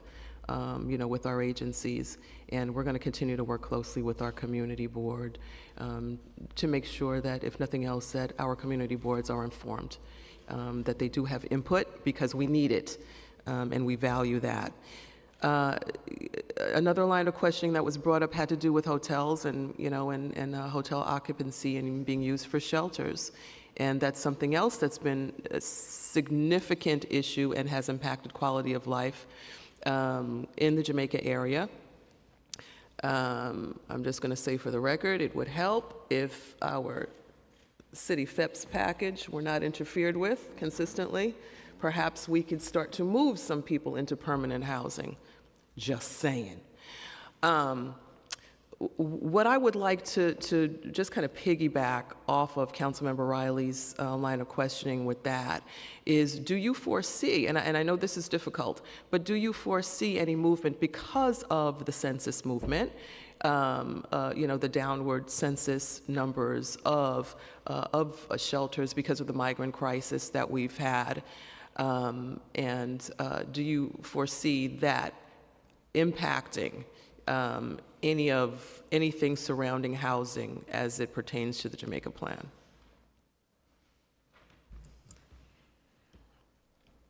I think for the Jamaica Neighborhood Plan, we are really aiming to create the opportunity for this housing to happen.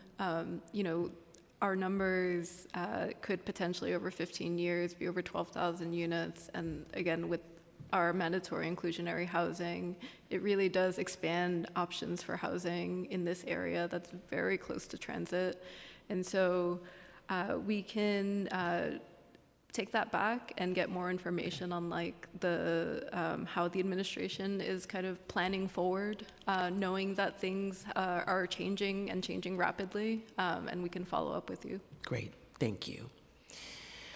Okay, let's take a look at healthcare. Throughout my term, I focused on increasing the breadth and depth of public health and social services, and I firmly believe that physical locations for services in the neighborhoods, including community centers and various types of resource centers, are key to accomplishing this.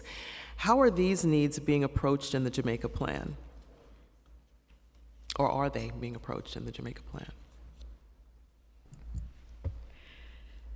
So thank you for the question.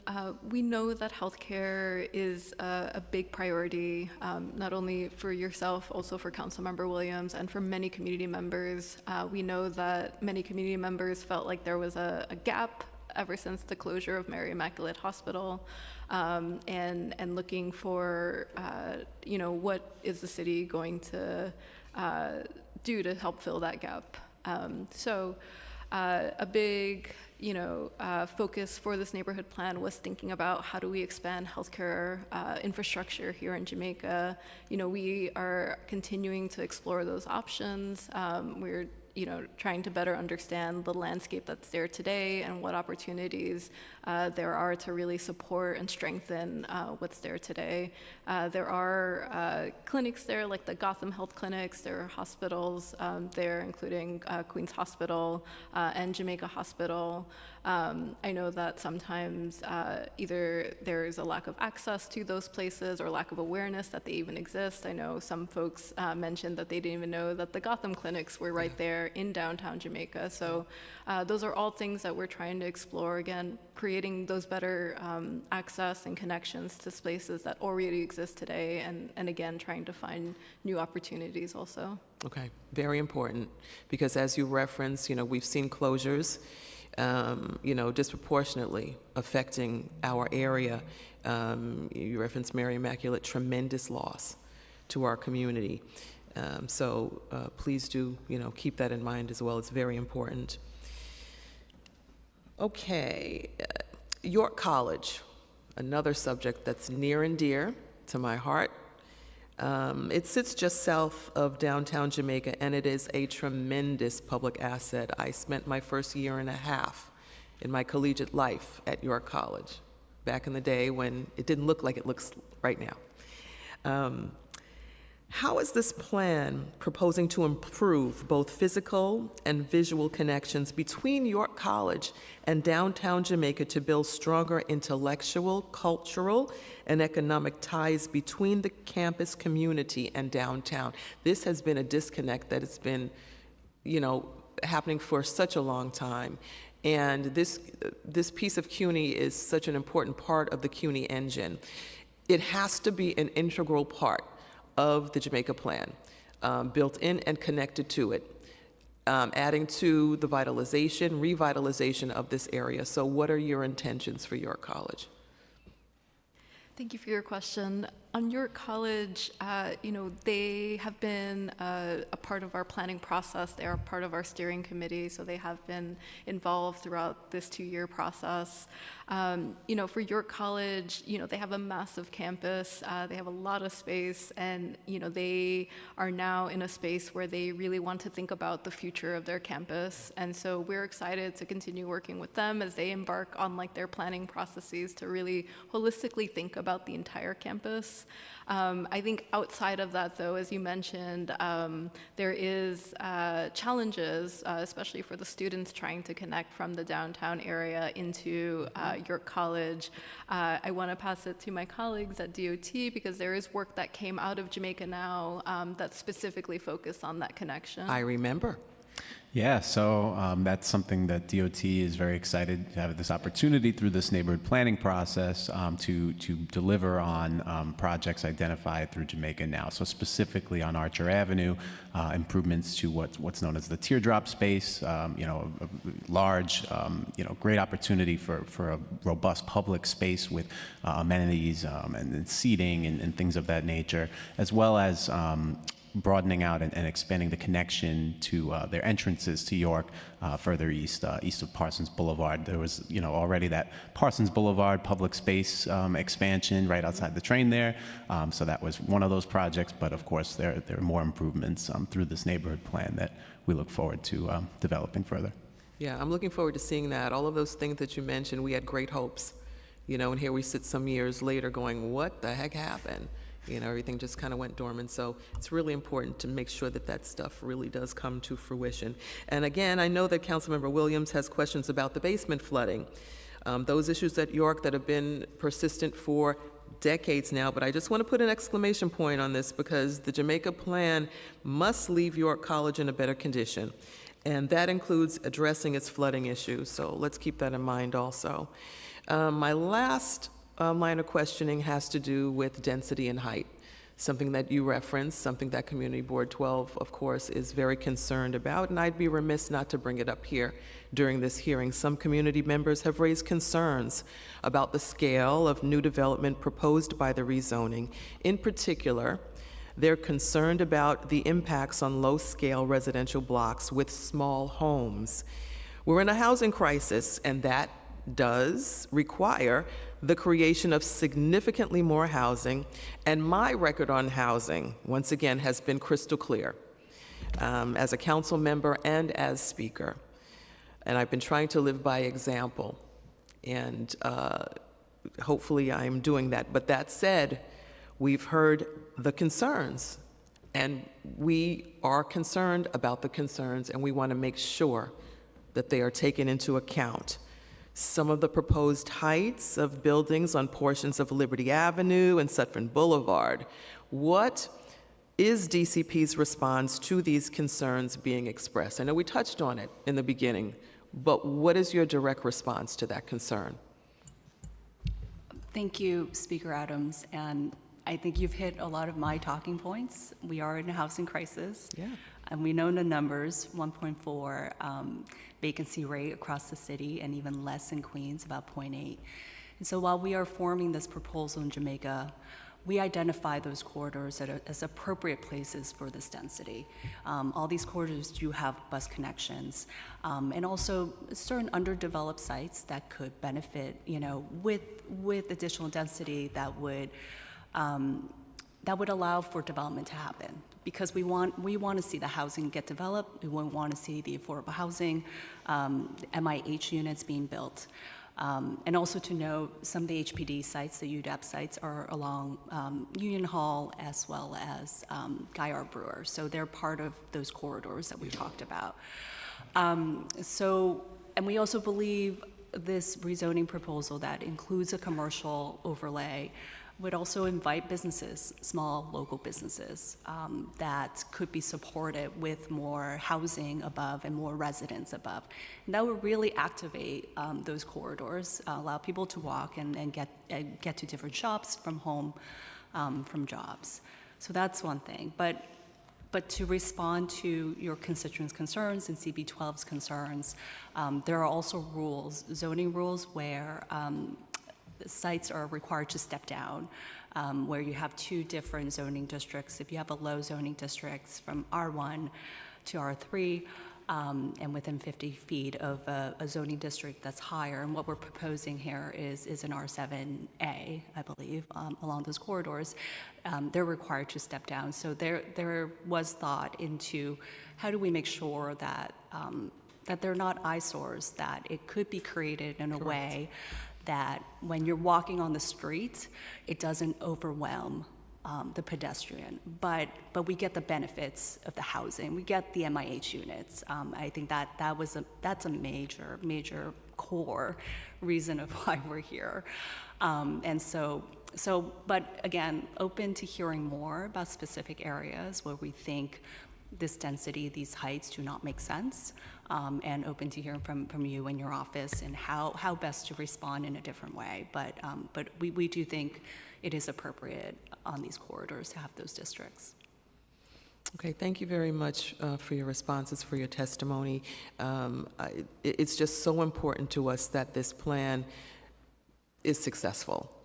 It's overdue. It's a long time in the works, and we deserve so much more than what we have been delivered over these years. And our expectations for this plan are very, very high, but not at the cost of quality of life for our constituents, for our neighborhood. So let's all continue to talk about it, work with it, and make sure that it is the best plan that it can be for Jamaica. Thank you all. Thank you, Madam Speaker. Councilmember Williams.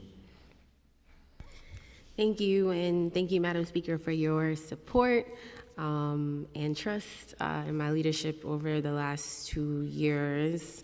I know I have a lot of conversations with you guys over the last 2 years, so some of the questions, disclaimer, I'm sure we talked about, but this is a public hearing, so I just want to have a public conversation about many of the things I've been saying repeatedly for the last 2 years. So our community process and stakeholder input made it clear that this plan cannot end with the council's vote.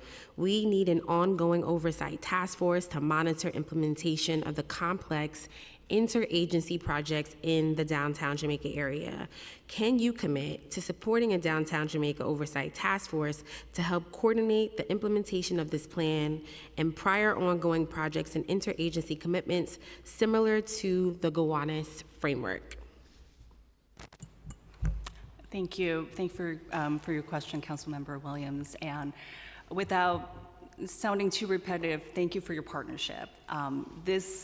The Oversight Task Force Committee, that's something you have brought up a while back. The letter, and what you're speaking to is a letter that you sent to our chair back in January this year. We're already in fall. So this is something that you've been steadfast on and you believe in, that we also believe in, that there needs to be accountability, and that the success of this plan doesn't come at the adoption of the plan. It's what happens to Jamaica 10, 15 years from now, and we fully recognize that. And so the vision that you laid out in your letter, we want to continue to work on that and refine it so that there is a meaningful process, and that we are accounting for the things that matter to you and your constituents. Obviously, this application is just land use we're talking about zoning districts, but what we're concerned about here is quality of life issues. So we definitely want to continue that conversation and be open to your suggestions. You have a grand vision for the task force, and we really appreciate that. That really is very helpful for us to continue that with our partner agencies. Okay, thank you. So my next question is around the hill that I will die on. And I said that 2 years ago. This is the hill I will die on, which is sewer capacity. So the EIS for this project officially states that there are no anticipated significant adverse impacts to the city's wastewater and stormwater conveyance and treatment infrastructure from the new development added by this proposal. Is that correct? Thank you, Councilmember. Like you mentioned, we know that this is a top priority for you. It is a top priority for the community, and like the speaker mentioned, is a top priority for everyone probably in this room. When it comes to the EIS studied a very specific scope. Part of that scope studied the Jamaica wastewater treatment plant that I think is really part of a regional Southeast Queens system, and that regional system, the EIS showed that there was no impact. But that doesn't mean that there aren't local challenges. And so, the city does recognize that there are these local challenges, that, these longstanding local challenges, which is why there is that initial over 300 million investment that came from City of Yes that the speaker negotiated to support, starting to upgrade the sewer system. There is over $2 billion being invested in stormwater management in Southeast Queens. Thank you. And yes, I appreciate the city recognizing the challenges despite what the EIS says. Can you explain how this is possible, as you mentioned, considering the well-known challenges with the sewer capacity? Is it that it's only studying what? Like, what is the criteria of the study? Yeah, so it studies a couple of different things, but I think the really sum of it is that it's studying the regional system. There is a treatment plant that it services the greater part of Southeast Queens. It's a very large treatment plant. It's a very large service area. So I think, and another way to say it, it's not studying like individual pipes by block. But again, that doesn't mean that the city doesn't have processes in place to really look at capacity and make sure that there is capacity within pipes, and that we're, intentionally developing and not just letting development happen for the sake of it happening. Okay, so just to be clear, the EIS only studied the treatment plant. It didn't necessarily study the capacity of sewer lines. That is part of what it studied, that's correct. Okay. Could you provide more detail about best management practices that the FEIS states DEP will implement to manage increased stormwater flows? Sure, I'd like to pass it to my colleagues at DEP to talk more about their practices. Hi, Councilwoman, how are you doing? Good to see you again. I think one of the biggest things that I know that we've talked about before, certainly, and that will have a big impact in any rezoning is the unified stormwater rule. So any new development that touches 20,000 square feet of property will now be forced to manage 1.5 inches of stormwater on that property. So all of the different properties that currently don't manage any stormwater at all, as they are being developed, will start to manage stormwater. And that really means less stormwater going into the current system. That's probably one of the biggest things that comes from any new development or rezoning, in addition to the expanded sewer projects that we're working on. Yeah, thanks, Deputy Commissioner. And I can add to that. DEP's process also looks at the sewer connection permit. So any property that will need to get a sewer connection permit before it can get a certificate of occupancy. In Jamaica and across the city, in large buildings, say 10 and larger units, it's not uncommon, though not always required, but it depends a little bit on the case and the conditions of the sewer. Those properties will need to do a hydraulic analysis, and that is a kind of amplified, more detailed assessment of the sewer flows coming from that building into our system. And based upon that, private developers may need to make an upgrade to the smaller sewers, which we call laterals, that kind of connect to the bigger sewers. So may need to make a block or two upgrade in the sewer to be able to convey those flows. Along with that, we also have our water use reuse incentives, which are citywide, and we're looking to really amplify the message of this opportunity within Jamaica, with developers. And the water reuse incentive is that water can be reused, and stormwater, wastewater can be reused within a building for non-potable reuses, for example, for cooling and for irrigation. And that reduces the amount of water that a building will use, so properties will save on the actual numbers of gallons that they pay for, and it will also reduce the amount of flows into our sewers, so that because it's being reused, so there's just less flows going into our sewer, and so it's kind of really a win-win for developers and for the city, and we really want to work on increasing the understanding of that and within the rezoning area. Thank you. I think that's a nice lineup for my next question, because I feel like the EIS seems to punt questions of sewer capacity to future site connection proposals, which is kind of what you're saying, wherein individual developers will work with DEP to determine whether or not the existing sewer system is capable of supporting higher density development and related increase in wastewater flow, or whether there would be a need to upgrade the existing sewer system. We already know that there are issues with capacity and SCPs in certain parts of this plan, with prospective developers facing significant, in some cases, infeasible costs to upgrade sewers. I know of one developer in particular who was required to put down new sewer line pursuant to him being able to build his property. So what steps are we taking to improve sewer capacity and ensure that it's not a barrier to development? Sure, thank you for that question. So in terms of having to build out those new sewers that the developer that you mentioned had to do, that's something that we do citywide, so it's not just focused on Jamaica and Southeast Queens. It's citywide that developers need to assess if they need to build out sewers, and it does happen. Along with that $315 million investment that the council worked with the administration to identify following City of Yes is going to be critical for providing increased capacity within Jamaica.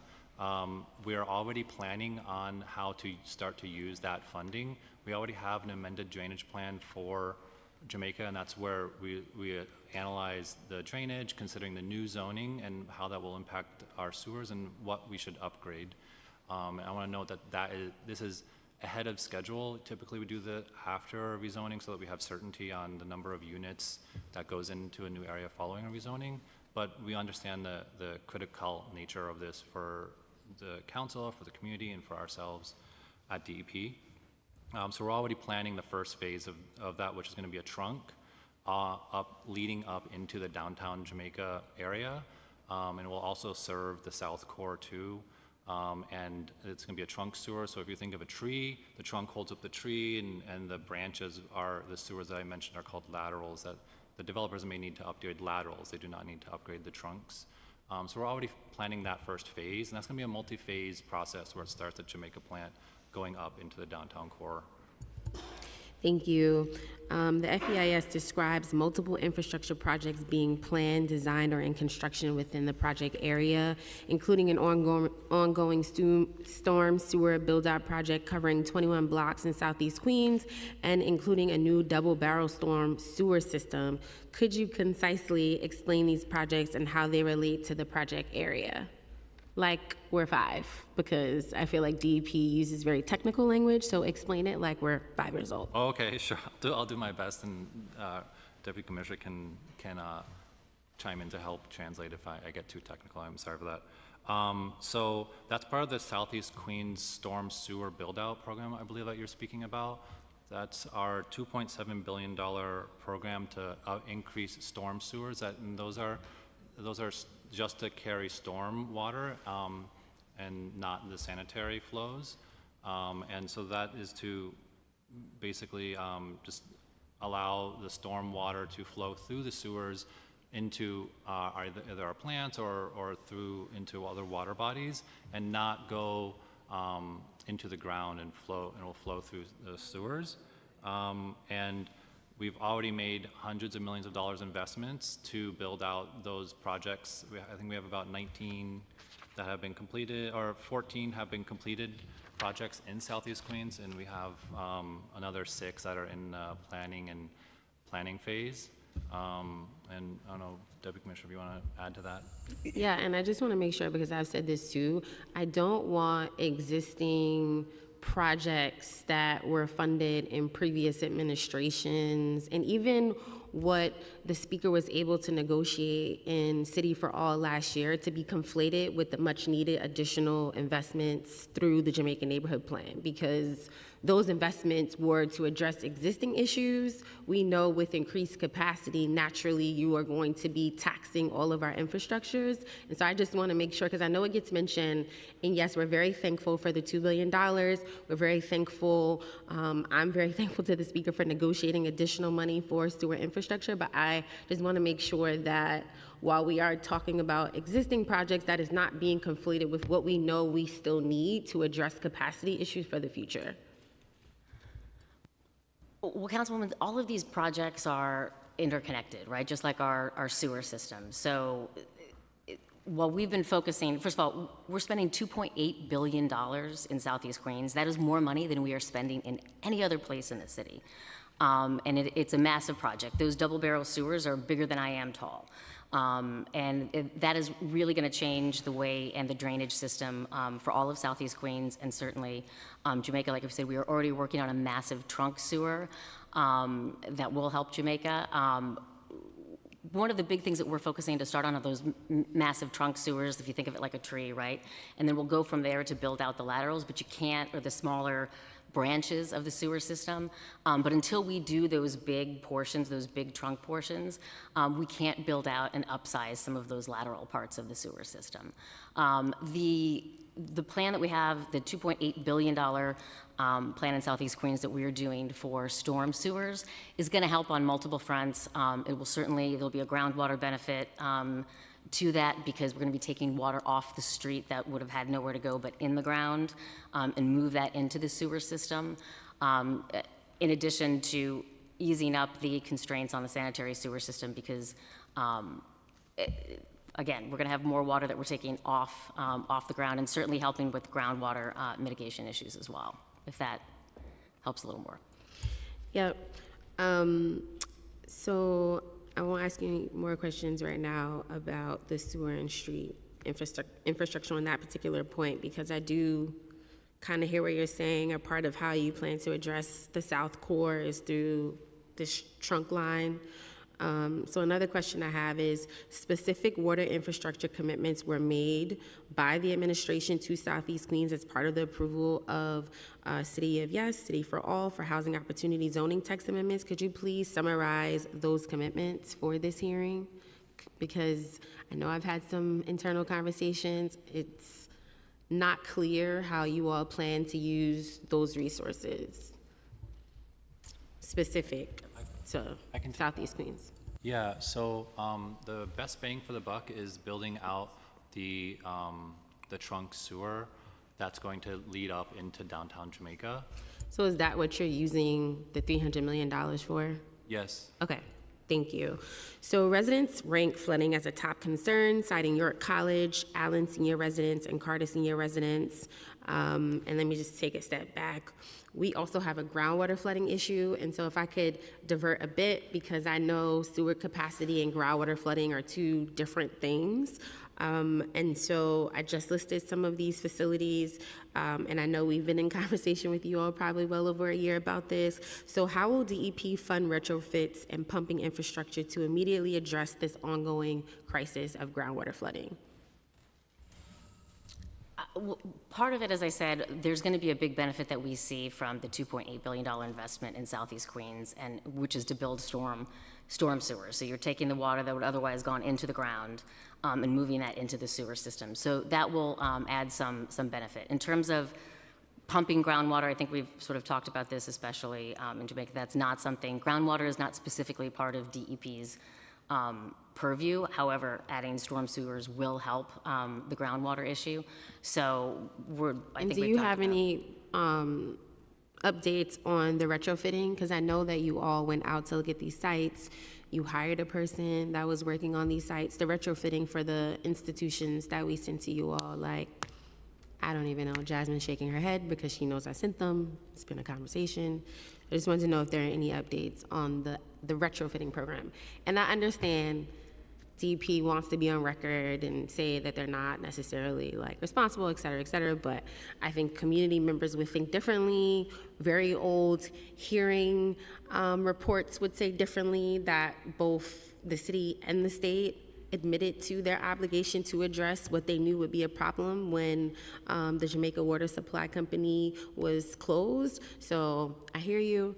I respectfully disagree. I do think it is government's responsibility to address groundwater flooding. Who does it?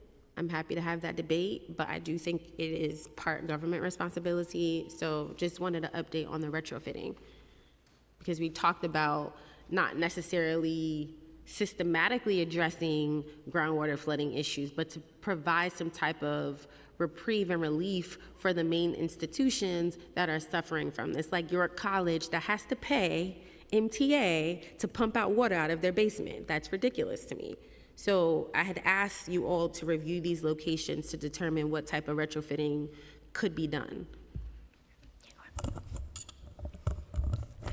So thank you, Council Member.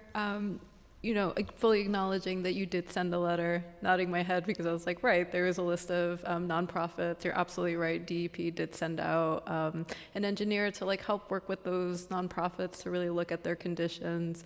I think we're still continuing to explore what options those nonprofits have because, we do want to be able to support them, but we need to continue to really explore what resources the city has to support them. So we will share an update with you. We will follow up with you. Just reminding you guys, this is the hill I will die on this project. All right, so the community strongly supports exploring a Bluebelt diversion to Baisley Pond. Has DEP studied the solution and will it be included in the plan? Thank you for the question, Councilmember. Yes, so DEP is looking at assessing the sewers across Southeast Queens, not just in Jamaica, but across Southeast Queens. And that's called an amended drainage plan. So we're looking at how to plan for updating the sewers. And an important component of that is using natural systems to manage and store stormwater. And Baisley Pond will definitely be assessed within that larger analysis. It's going to be it's a multi-year effort. So as the effort progresses, we will engage with the community. I also want to note that next to Baisley Pond Park, DEP, along with the speaker and the borough president and the Trust for Public Land, opened a renovated schoolyard at, I believe it's PS 223, which manages stormwater and manages 1.8 million gallons of stormwater per year, and also renovated the schoolyard to be a really great engagement space for the kids and for also the community. So I know that's not in the park, but it's right bordering on the park. So we have already made some investments there, and we're definitely looking at the park as a blue belt. Yes, I do appreciate y'all putting on the record existing investments, but I just want to make sure that we continue to talk about additional future investments because of the influx of people due to growth. So as stated in my past letters and what I just said about your college, they currently bear monthly pumping costs close to $1 million. Will DEP assume responsibility for these costs so that the institution is not financially penalized for a citywide infrastructure failure? So this isn't an infrastructure failure. Some of this is a climate change problem that we're seeing with groundwater. It's not just, groundwater isn't just a problem in Southeast Queens, it's certainly a problem in many other parts of the city that we're having to deal with. York College is unique in so much as that it's got all of its electrical system 40 feet underground, which is one of the deepest places I think anybody's got an electrical system, and also foundational and other problems with that would allow groundwater seepage into the area. Yes, the foundation wall of their main building, I saw with my own eyes, is corroded by groundwater. Yes, as any building that's got foundational problems, inevitably in a high groundwater table area will also have groundwater flooding. So they, like everybody else, and we're working with them on the pumping costs, but in fact, the chief engineer for CUNY is a former top DEP advisor, so we have been working very closely with them. We've certainly been working.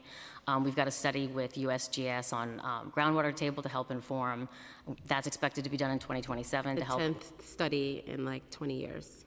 No, in 2027. No, I know, Yeah. but I feel like there's been 3 or 4 plus studies on groundwater within the last 2 decades that this has been an issue.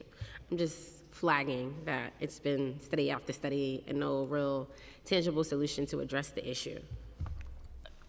Addressing the issue of groundwater is multifaceted, and climate change is going to be a big part of this. First of all, we couldn't start in terms of Jamaica water supply. We couldn't start repumping if we wanted to. DEC wouldn't, has indicated they wouldn't allow us to start doing that. There are no functional pumps. That would be another $1 billion+ to be able to artificially lower the groundwater tables. In addition to the fact that— Which is why through the bill we just passed and through this specific retrofitting, I have tried to meet the agency where you are, and I understand it's very expensive, maybe even virtually impossible to create a new infrastructure system that would actually pump out all of the water, but I've asked to think innovatively about how we could at least, you know, if someone breaks their arm, you put a split in it and they can use their arm for the rest of their lives, but did you really fix the break? No. And so I've asked to figure out, like, are there some tangible things we could do to relieve some of the harm of groundwater? And I just, you know, you retrofitted your own house. I asked if there could be certain things that DEP could offer homeowners. I know we're not focused on homeowners right now. I even relegated my request to the large institutions in the district. You yourself, which I love to learn about all the things you did proactively on your own as a person who owns a home, like retrofitted their home to deal with many of the different flooding issues you have. But a lot of people don't have the resources to do that, especially in this particular area where we know while climate change is a part of the problem, that the problem originated from a government decision. Not a government decision alone. The groundwater table is not, in the groundwater problem in Southeast Queens is not only because we stopped I know, pumping. but that was a part of where it originated from. The water table has increased significantly since the close of the Jamaica Water Supply Company. Like, that is like factual. That's part of what we're looking at with the USGS study, to be able to measure just how much and where the groundwater table is now. We're also understanding that this is, and nobody understands groundwater flooding like me, I promise you. I've watched it come up through my walls and my foundation. I know, that's what I'm saying. You understand. But also, like, part of what we're working with your college is how do you move an electrical system that's 40 feet underground into a place that's going to be more resilient, something that buildings all across the city are having to think about and do. Your college has a study themselves right now, and we should encourage you to check back in with them. They've got $30 million earmarked in terms of improvements and things that they are going to be doing to that building. And so it's not that we're not working with them. I think it's not as easy as just saying you can pump for free and that's going to solve the problem, because it's not, especially as we see groundwater and water tables rise with climate change. It's a more complex problem. Yeah, I don't think pumping for free is going to solve the problem. I definitely think that it requires some real building infrastructure changes to the York College academic core, but I do think relieving them of $1 million, considering their fiscal challenges within the CUNY system itself, is one way to demonstrate that we are trying to address this longstanding issue. Also trying to find a way that we can get people to stop having to even have the need to pump water, right, into a system that then takes the capacity away from other areas that we want to be able to use that sewer capacity for. Okay, I'll leave DEP alone for now. Turning my attention to streetscape and transportation. For many years, Archer Avenue has been a chaotic, unattractive corridor with poorly designed public spaces and bus infrastructure. Our public spaces in downtown Jamaica should be attractive public squares, not places you can't wait to escape from. In addition to the long-planned Station Plaza, is the administration working with the MTA to finally approve the bus shelters and public space along the Long Island Railroad on Archer? Okay, thank you, Councilmember, for that question.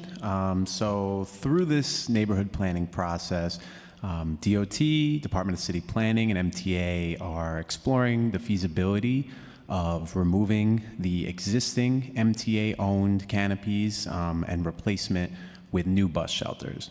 A project that features new shelters would also consider things such as sidewalk spacing, pedestrian crossings, wayfinding, lighting, bus stop spacing, layovers, etc.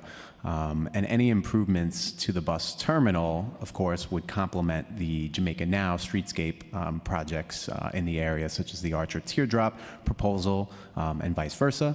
And of course, maintenance of these spaces is a key factor when it comes to informing design decisions. Thank you. What other aspects of the Jamaica Now public space plan to improve Archer and Jamaica Avenues are either already funded or contemplated as a part of this plan? Yeah, so I've mentioned them a few times. So, but of course, the plan that resulted from the Jamaica Now effort, recommended 5 projects, all of which have elements that include removal of brick sidewalk pavers, replacing them with standard concrete, as well as upgrading accessibility, pedestrian ramps, and bus stops, adding things like bus pads, bus bulbs, increased impervious areas and planting areas, new trees, and then streetscape amenities such as benches, bus stop seating, and pedestrian safety elements like raised crosswalks and curb extensions. And so I mentioned Parsons Boulevard Public Space project that was completed already, but then of course the remaining projects, Jamaica Avenue reconstruction, 153rd Street, as well as the Archer Teardrop and L Space that's in front of York College's entrance. And then in the same spirit, the 165th Street pedestrian mall, or shared street, AKA the, as many know as the Collie Block, is being considered in the same manner via this neighborhood planning process. This is how I know Andrew is like really represents Southeast Queens using our language. I love it. Thank you so much. Okay, so it's fair to say that you're committed to funding the modernization of the Parsons Archer bus terminal in partnership with the MTA, of course. Yes, it's fair to say we're exploring that feasibility. Okay, great. So I continue to hear from business owners, and the speaker mentioned this, and our residents, that the current layout and schedule for bus lanes in downtown Jamaica is not ideal. The speaker talked about Merrick Boulevard, but you also just created a bus lane on Hillside right when school came back, which is like, y'all are diabolical for that.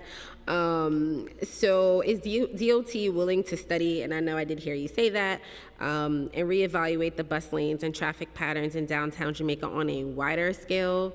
Similarly, the rollout of bus lanes along Hillside Avenue has reinforced the perception that DOT is disregarding local input by moving forward with unwanted infrastructure despite strong opposition. How can residents trust that their voices are valued in the planning process when their concerns have been dismissed twice in such quick succession? Thank you for your question, Councilmember. First, I want to sort of acknowledge that as part of the Jamaica Busway project, we have made adjustments based on community input. And it was initially 24/7. We've adjusted those hours to Monday through Friday, weekdays, 6 a.m. to like 7 p.m. to 8 p.m. Oh, 8 p.m., even worse. Right, Okay. so those were adjustments that we've made. We've also introduced additional loading, metered spaces, et cetera, and made additional adjustments to turn restrictions and other things, just to demonstrate our responsiveness as we typically do for other projects across the city. So I do want to acknowledge that we are responsive to input that we do get from the community and make adjustments as warranted. And so again, community voices are central to our process, not only for design, but also through implementation and the refinements that we make post-implementation. We certainly, particularly as we're in the middle of implementation, yes, we expect to have some adjustment periods as we're working to wrap up that implementation. We started early in the summer and we're hoping to wrap up this month. And again, we'll make sure we take some feedback and make adjustments as needed or as warranted. We'll continue to monitor those locations. As I mentioned earlier in response to Speaker Adams's question, we are looking to launch a transportation study, and we really thank you for your partnership on really looking to explore the broader effects more generally. We acknowledge that a lot of those changes might bring concern, and we want to make sure that we're as transparent as possible and sharing what we are seeing about the changes in traffic patterns and any adjustments that need to be made after that. So we look forward to working with you next year once we launch the study. And I do know, as you know, because again, we've had extensive conversations, that the goal is to speed up the buses down the main corridors and As a car driver myself, I actually took the bus a few times, and I do know how important. There was a lot of people on the bus. I was like shocked that so many people got on this bus, but I do recognize that it's important, whether you have a car, whether you're relying on public transportation, to be able to get there as efficiently as possible. But I also have said to you all, and want to just say for the record, that unlike many other places in New York City, my district has majority of the people owning at least one car. And so while there are a ton of people that do rely on public transportation, and I do believe wholeheartedly, and I am committed to making sure that they can get around the city just as effectively, I also just want to acknowledge the reality that we do have a community that most of the people drive a car. I also want to acknowledge, while we do have buses and, you know, the redesign has caused some headaches, you know, we do have various modes of transportation. It isn't mass transit. And so most of the people in the district, if you're not in the downtown core, you have to travel at least 30 plus minutes to get to a train. And so I understand what you all are trying to achieve. I do feel that it often misses the uniqueness of Southeast Queens, where we do have more people driving the cars and going into suburban areas. And I do think that it should be reconsidered. And let me ask you this random question I just thought about based off of a constituency complaint we just got last week. Was it your intention to, with the bus lanes, to take a person's commute time from 15 minutes to an hour by car driving down Hillside? Was that the intention? No, that was never the intention. Okay. Obviously, like, when you're implementing a project, it can be disruptive, and we acknowledge that it takes some time for that traffic to dissipate and folks get accustomed to the new sort of routine, et cetera. Yes, And so, but I feel like a commute that took 15 minutes that now takes an hour is egregious. And I don't know how you solve for that while also solving for getting buses to travel down Hillside Avenue faster. I mean, there's amazing engineers and very smart people at DOT that could perhaps figure it out, and maybe through this study, thank you so much for committing to this study, you can really start to see how these bus lanes and busways, I always tell people, Jamaica Avenue, Archer Avenue, you can't travel down the street, period. It's not even a bus lane. The entire street, both sides, what is that, east and west, all the lanes are all bus lanes. So what I've said to you guys repeatedly is that now if your GPS, where it was routing, this is why Hillside now is taking people an hour, because you can't drive on Jamaica, you can't drive on Archer, you can, Parsons through street. And so what happens is the GPS, if you're in that area and you need to travel east or west and you're in that core, it reroutes you either to Hillside Avenue or Liberty. And so now what I've seen as a person who has spent a lot of time down there is that there is so much traffic on Hillside Avenue before the bus lanes, because your GPS, rightfully so, is rerouting you to a street where you can actually drive on. It is, you said this word, an intense hub. It is an intense hub for everybody, for people who are using public transportation, for people who are biking, for people who are using scooters. I don't even want to get started on the scooters, for people who are driving, for people who live down there, for people who are traveling into downtown Jamaica to work, for students. It's such a big hub for students who are traveling down there. It is a mess, and I do not think that DOT sincerely looked at the area comprehensively to make real educated, intelligent decisions on how to address traffic pattern and bus flow. thank you for your comment, Councilmember. Again, we at DOT, we are invested in thinking about how to balance the demands on our streets and make it work for everyone, and particularly for the folks that rely on it the most. When you think about the folks who do not necessarily have access to a car, we have to think about how to make priority improvements in terms of our infrastructure to support them. We think about the balance across all modes, of course, and giving folks as many options as they can to get from point A to point B. We look forward to working with you. Obviously, there are a lot of experts at the DOT, but we rely on community experts and folks that are on the ground as well to round out our assessments and really think about what works best for the community. So we look forward to working with you. Thank you. All right. I could ask more questions, but I won't. But I will just say poor lighting is something that we've discussed, and just reliability with the new density as to not overwhelm transportation infrastructure. So making sure there's true coordination between DOT, MTA, et cetera. So the speaker and I have been very clear about increasing opportunities for home ownership as a top priority, similar to my analysis about cars. Unlike many districts in New York City, we represent communities that are majority homeowners, and home ownership is so important to our community. How can the city support expansion of home ownership opportunities? We appreciate the HPD scatter sites, but we really want to see more. So if you could share a little bit more about how you could support expansion. Thank you, Councilmember. Sarit Platkin, Executive Director of Neighborhood Planning and Equity Initiatives at the Department of Housing Preservation and Development. We greatly appreciate the strong focus on homeownership that we've heard, throughout the Jamaica Neighborhood Plan from you, from local stakeholders, from the community board. Expanding homeownership is one of this administration's highest priorities as a way to really generate and support wealth building, as well as create housing choice for New Yorkers, including in Jamaica, to support homeownership and create more homeownership opportunities in Jamaica. We have 3 key strategies.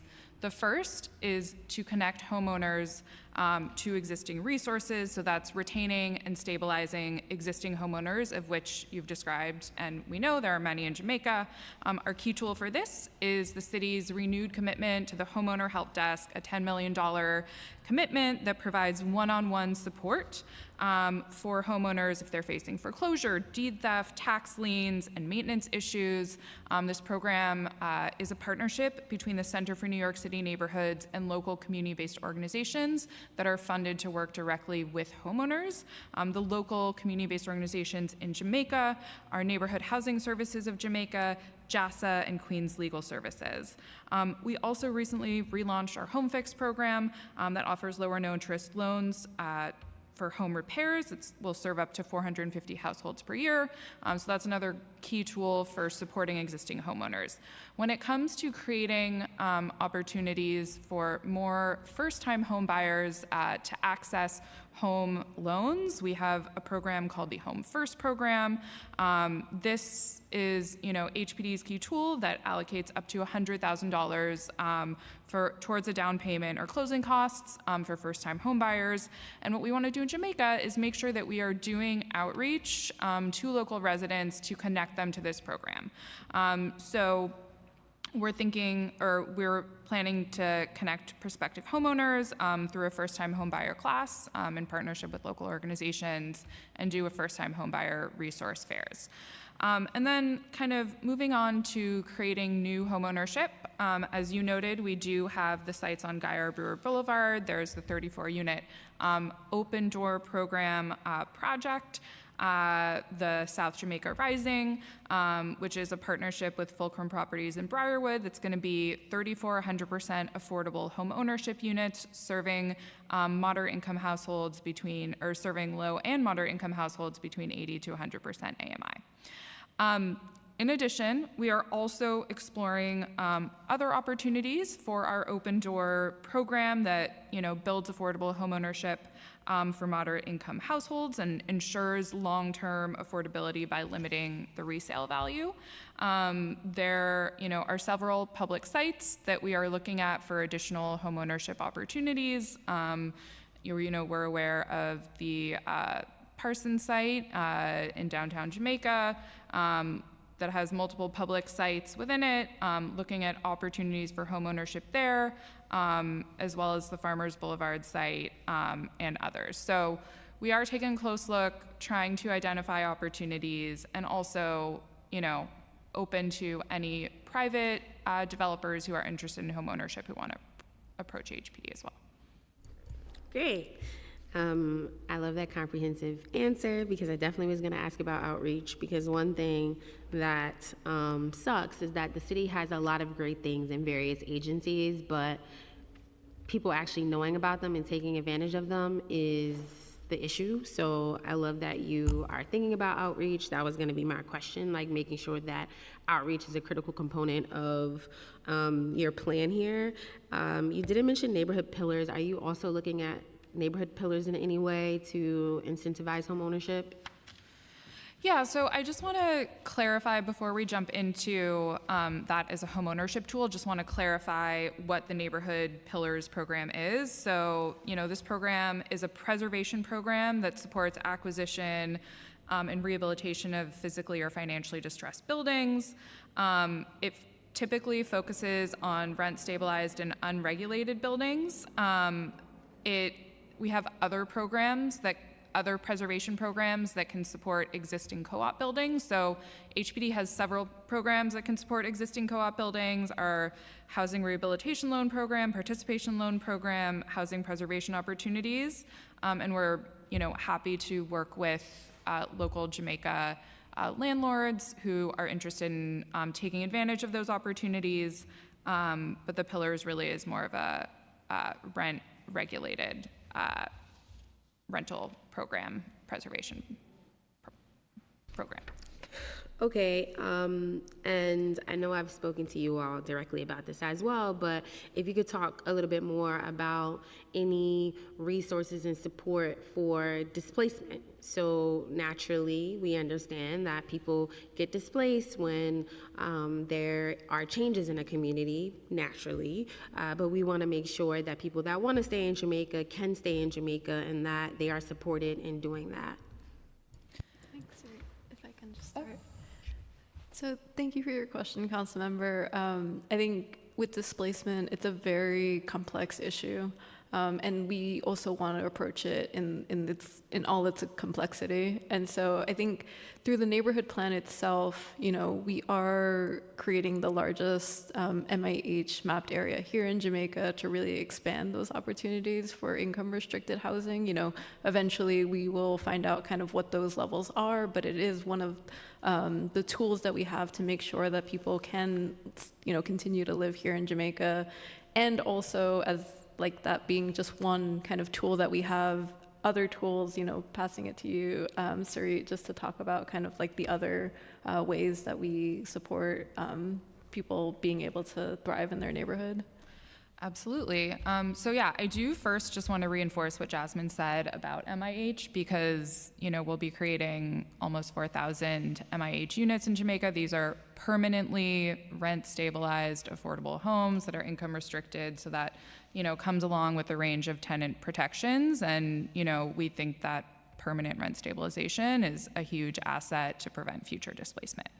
But, jumping into tools for residents, beyond that, one of our key programs that we'll be bringing to the Jamaica area is the Partners in Preservation program that funds local community-based organizations to support tenant organizing, outreach, and support. This was added through actually the City of Yes for Housing Opportunity and expanded to additional neighborhoods. I'm excited to announce today that a subcontractor for the Jamaica area has been identified and approved and is starting work. That's the Catholic Migration Services. So they're already going to be starting work, and we, can speak more with you, council member, and other local stakeholders about how to make sure that we're tailoring this program to the local area. But this initiative is directly targeted towards residents, tenants who are facing harassment, displacement, poor living conditions in rent-regulated buildings, and is designed to help them access city resources and kind of create tenant, do tenant organizing and take collective action. I think also important to note, beyond tenants, of course, that supporting homeowners facing displacement is key, which has been an issue in Jamaica since the foreclosure crisis and continues to be. Many Jamaica residents do face deed theft and foreclosure risks. I already talked about the homeowner help desk, so I'm not gonna kind of focus too much on that again, but we'll just highlight that Jamaica was actually one of the first neighborhoods where this program was originally established as a pilot, and now that it's a citywide program, we're excited to continue funding that there. And then I'll note one more thing, which is just that all of HPD's new housing, so in addition to MIH, all of our 100% affordable buildings, of course, are designed for long-term affordability, and all of our regulatory agreements have strong tenant protections built into them, and rent stabilization. So we're taking a comprehensive approach. Love that. I'm gonna try to be quicker so we can get to the testimonies. Other question I had was around faith-based organizations in the rezoning area who are very interested in building affordable housing and expanding their community facilities. We really need to find a way to help them move these developments forward as expeditiously as possible, whether it's technical assistance, closing funding gaps, or whatever these organizations need to make their projects a reality. So how is HPD looking at assisting faith-based organizations in this area to take advantage of this potential? Absolutely. So supporting faith-based organizations in affordable housing development initiatives is a high priority for this administration, and we know is a high priority for the Jamaica area, where there are so many faith-based organizations who can tap into housing opportunities. The city has two main tools that we're going to be implementing for faith-based organizations, both to educate them and improve and support technical assistance in a project-specific way. So the first is a series of quarterly seminars for faith-based organizations and other mission-driven organizations, nonprofits, CBOs, and the like. This is going to be designed for ensuring that they have a step-by-step understanding of the development process, and that they can establish connections with city agencies that they might encounter when they're developing a housing project. So multiple city agencies will be involved in this seminar series, and that's a citywide initiative. However, we're going to be doing targeted outreach to faith-based organizations in the Jamaica rezoning area to ensure that Jamaica faith-based organizations are aware of this program and can take full advantage of it. Our other key tool, more in the technical assistance area, is that we plan to release later this year a request for proposals for a third-party organization to provide technical assistance for faith-based and other mission-driven organizations to assist them with project-specific pre-development needs so that they can advance affordable housing development towards financial closing and construction. And that prospective technical assistance provider would also do targeted outreach to Jamaica. Again, citywide program, but we'll be doing targeted outreach in the Jamaica area that will be built into the contract. Thank you. I know that EDC isn't here, so I won't ask too many questions, but I do hope you guys can answer the questions. I believe we sent them to you around overarching economic development strategies, constituents who are concerned about the proposed new manufacturing zones and the potential increase of truck traffic and undesirable, unhealthy uses like private waste transfer stations and hauling scrap yards and cement plants. Actually, we should ask that question. So does the new proposed M1A, M2A districts allow expansion of open industrial uses, and is enclosure required? And what about the existing grandfathered businesses? How is the administration looking at any other tools to encourage enclosure or redevelopment of uses like scrap yards and waste transfer stations? So thank you for the question. We, throughout this process, have been working with some of your constituents who live near that area, so going east along Liberty Avenue towards 180th Street in Dunkirk.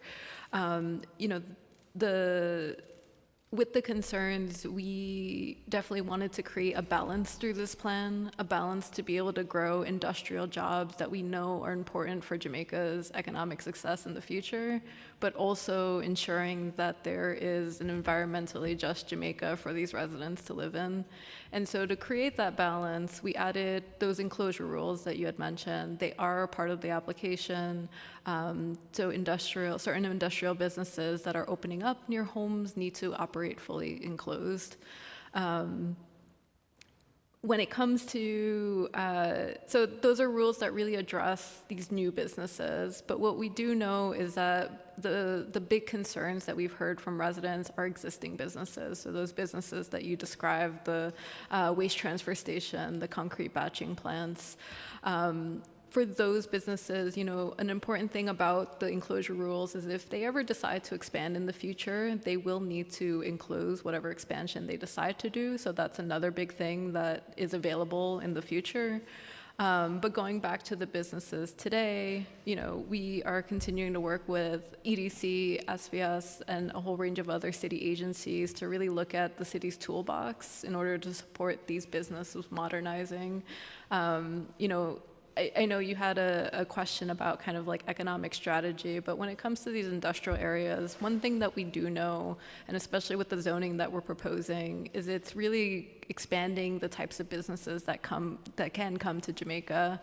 And we know that could include industrial businesses, but industrial businesses operate under a different landscape than they used to many decades ago. They're operating much cleaner and more modernized, and so the industrial piece of all of this, we are really hoping to bring that kind of those important jobs in Jamaica to connect them to the residents who need them. Thanks, Jasmine. Jasmine, you're supposed to lead with "I live in the study map." You didn't even say that today. As the Jamaica Neighborhood Plan anticipates thousands of new housing units, residents have raised concerns that our already overburdened sanitation system will be stretched even thinner. Currently, mountains of garbage pile up along the narrow sidewalks of downtown Jamaica outside of apartment buildings. Also, illegal dumping continues to be a problem in the area.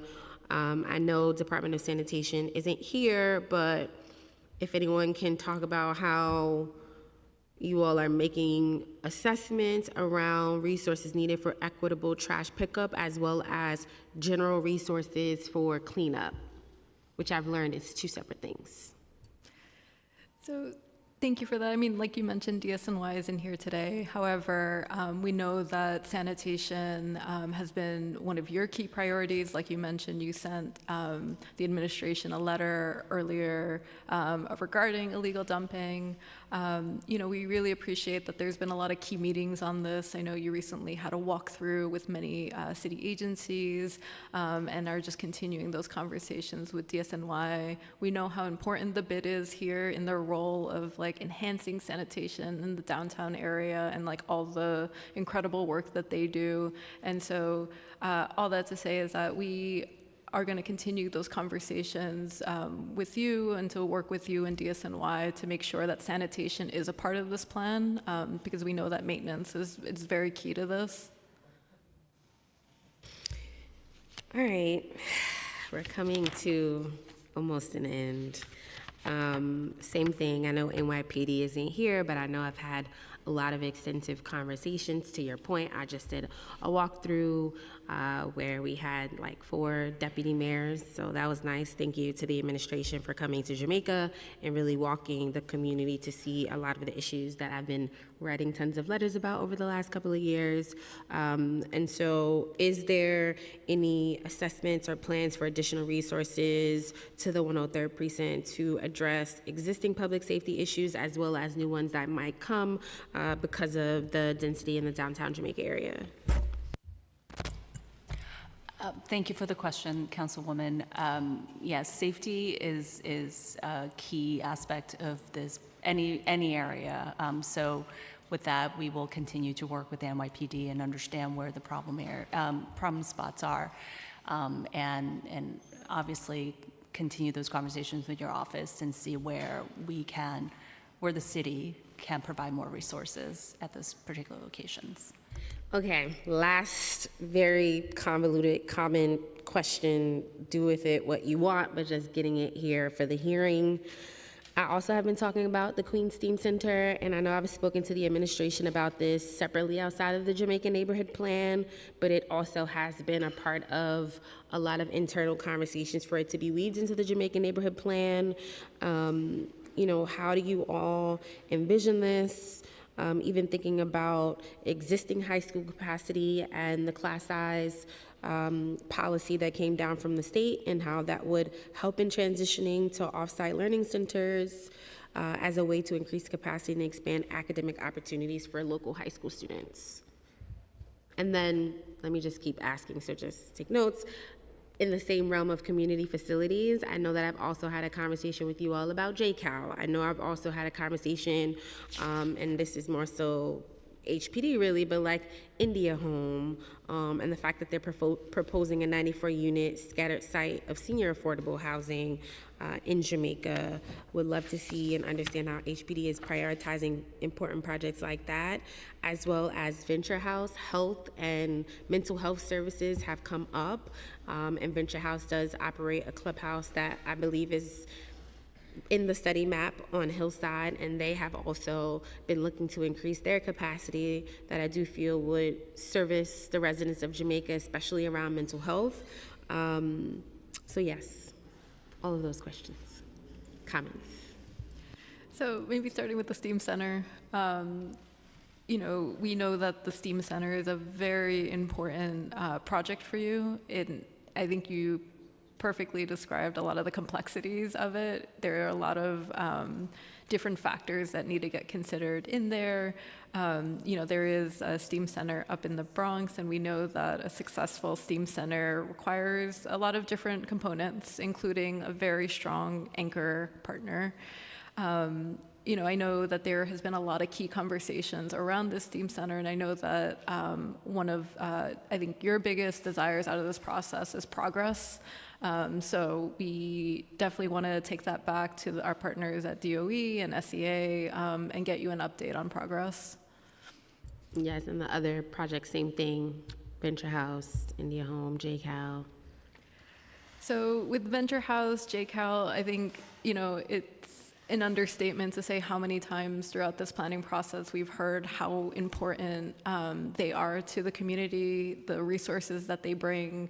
You know, JCAL especially being one of the major cultural institutions next to King's Manor, next to all these smaller organizations like the African Poetry Theater. They are what make Jamaica's culture what it is today in Jamaica. And so I think, especially when it comes to cultural institutions, you know, we know that they are another top priority for you, and you similarly have shared that throughout this process, and we definitely look forward to continuing to share those updates on what we're thinking through, and definitely want to continue to keep planning with your office on that. I know that there are other key sites that you mentioned. I think passing it to you, HPD, on just some of the more local housing projects that are being imagined. Sure, and thank you, Councilmember, for that question. I actually don't, you know, I don't have all the details about the specific projects, so I'm happy to follow up on that.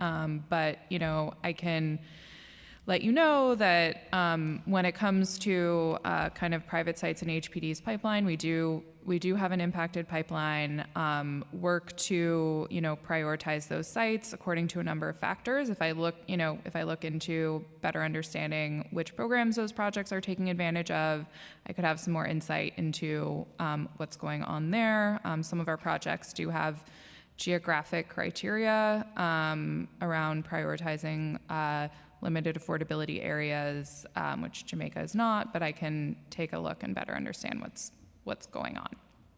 Thank you, and thank you so much, Chair, and thank you all for fielding all of my questions. I do hope that as we continue to be in conversation, that we really look at both the social and physical infrastructures that really would make this community a place to work. We didn't talk about the CARES program and the fact that some city agencies potentially are going to be moved to Long Island City, which is a problem because then that means we are limiting opportunities for people to come to Jamaica to work. We didn't have extensive conversation about cultural institutions, but we did allude to it, nor did we really talk about the entertainment sort of aspect of things, which really impacts people's ability to play. And last but not least, all the different things that I do feel like we focused on really is living and making sure that people have a great quality of life. There's not trash piling up. They feel safe in their communities, and they can actually afford to live there. So I do hope that we can continue to address the different buckets that, again, will make Jamaica a place to work, play, and live.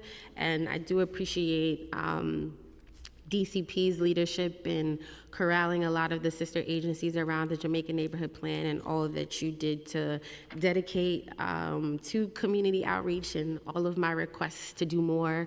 I appreciate it, and I do feel like collectively we have tried our best to make sure that we were as inclusive as possible in terms of community engagement. And again, I just want to thank you all so much, and I want to thank the chair for allowing me such extensive time to ask questions. Thank you. No problem, Councilmember Williams. There being no questions for this panel is excused. Now we're going to start public testimony. The first panel I'm going to call up consists of Reverend Patrick O'Connor, Leonard Jacobs, L. Calvin Mercer, Dora Saul, Tanja Kelly. The following panel will consist of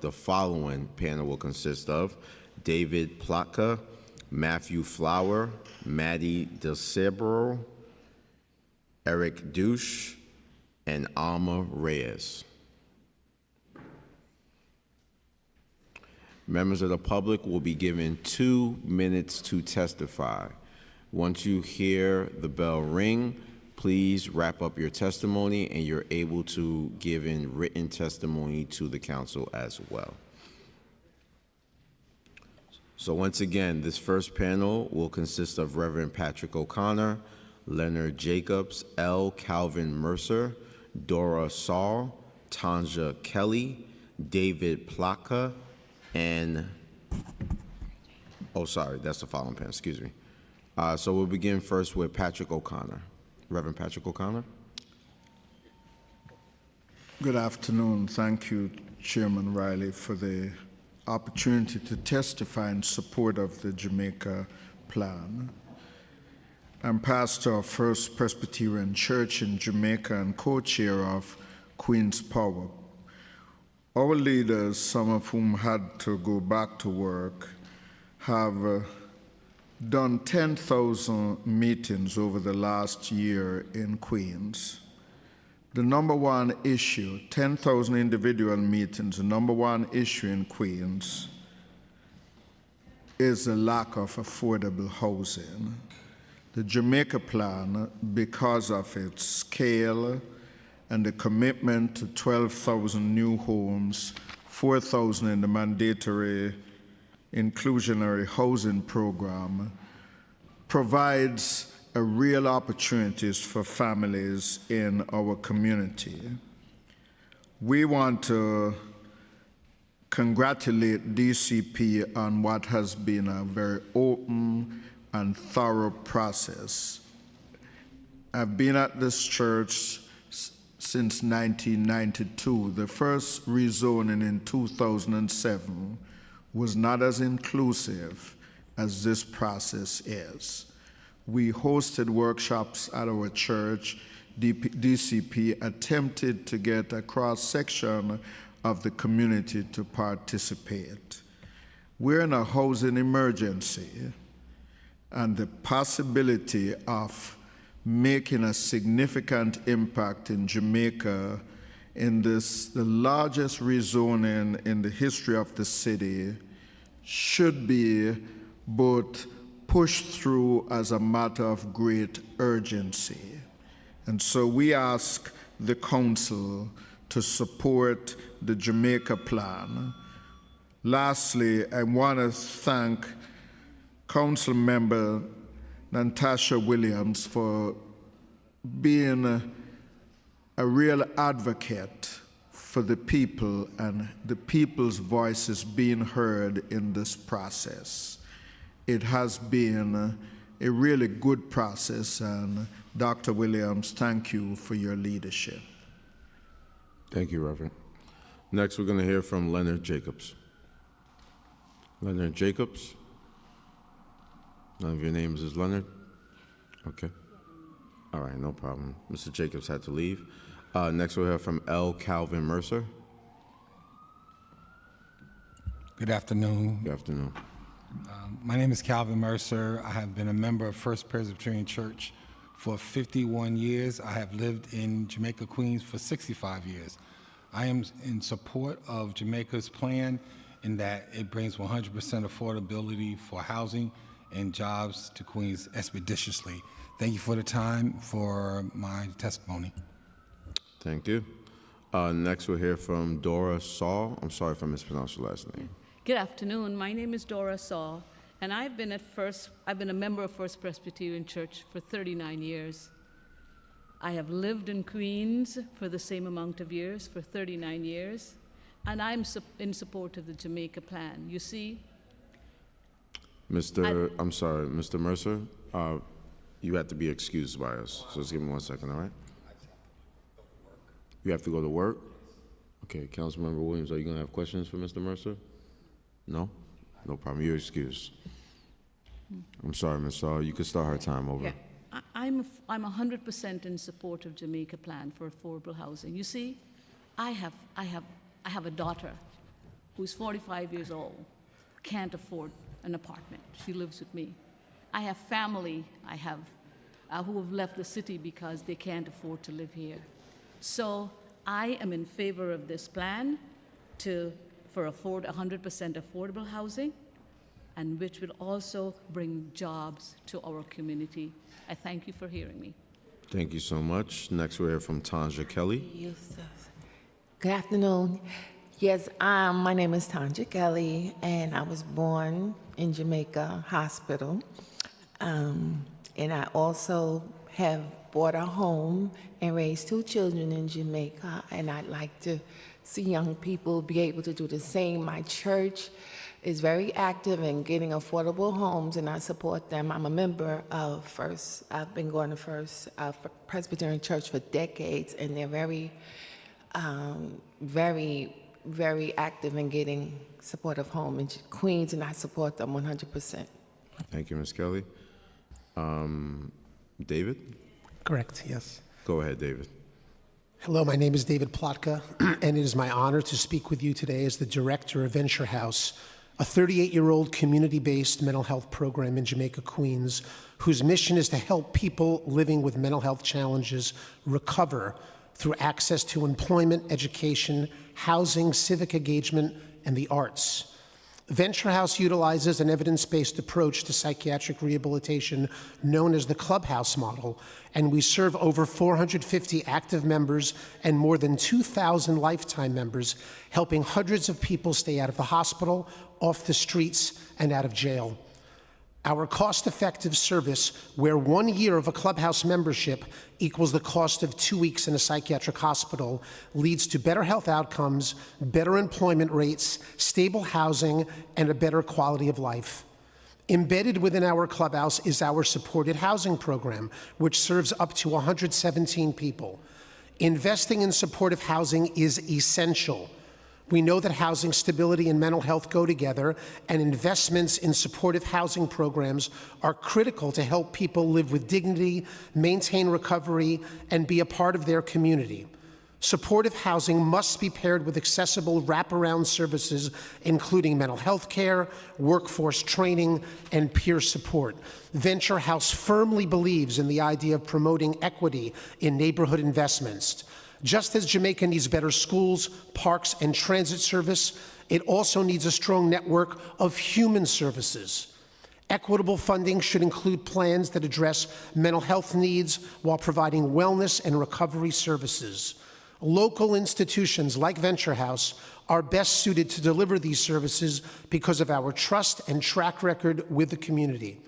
Venture House supports the Downtown Jamaica Oversight Task Force as a mechanism to ensure that commitments to housing and human services are honored.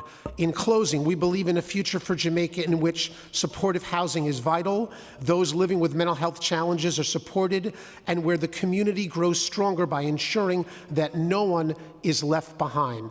Thank you for your time. We are in support of this plan, and thank you, Dr. Williams, for your support in championing this. Thank you so much for your testimony. There being no questions for this panel is excused. Thank you. Thank you. The next panel I'm going to call up will consist of Matthew Flower, Maddie DeSerbo, Eric Douche, Alma Reyes. The following panel will consist of Abu Naeem, Saku Branch, and Dennis Walcott. If I did not just call your names, that means I do not have it to testify.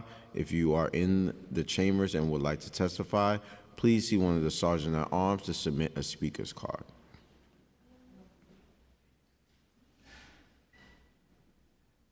I would like to also call up Abu Naeem, could actually come up now, Saku Branch, and Dennis Walcott.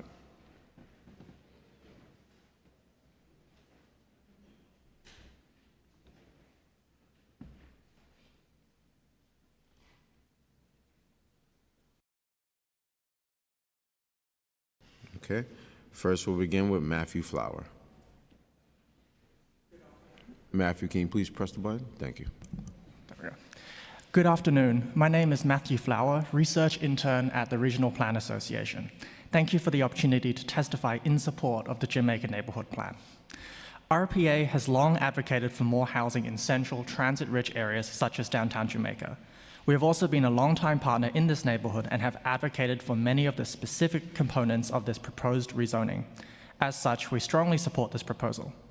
In particular, we support the mapping of a mandatory inclusionary housing zone, which will deliver up to 4,000 new affordable housing units as part of a development of over 12,000 total housing units. This will provide much-needed new housing to a transit-rich neighborhood that currently lacks affordable options. Last year, RPA published the Homes on Track report, which advocates for thriving communities near transit. Downtown Jamaica ranked high on RPA's opportunity score for transit-oriented development, also known as TOD.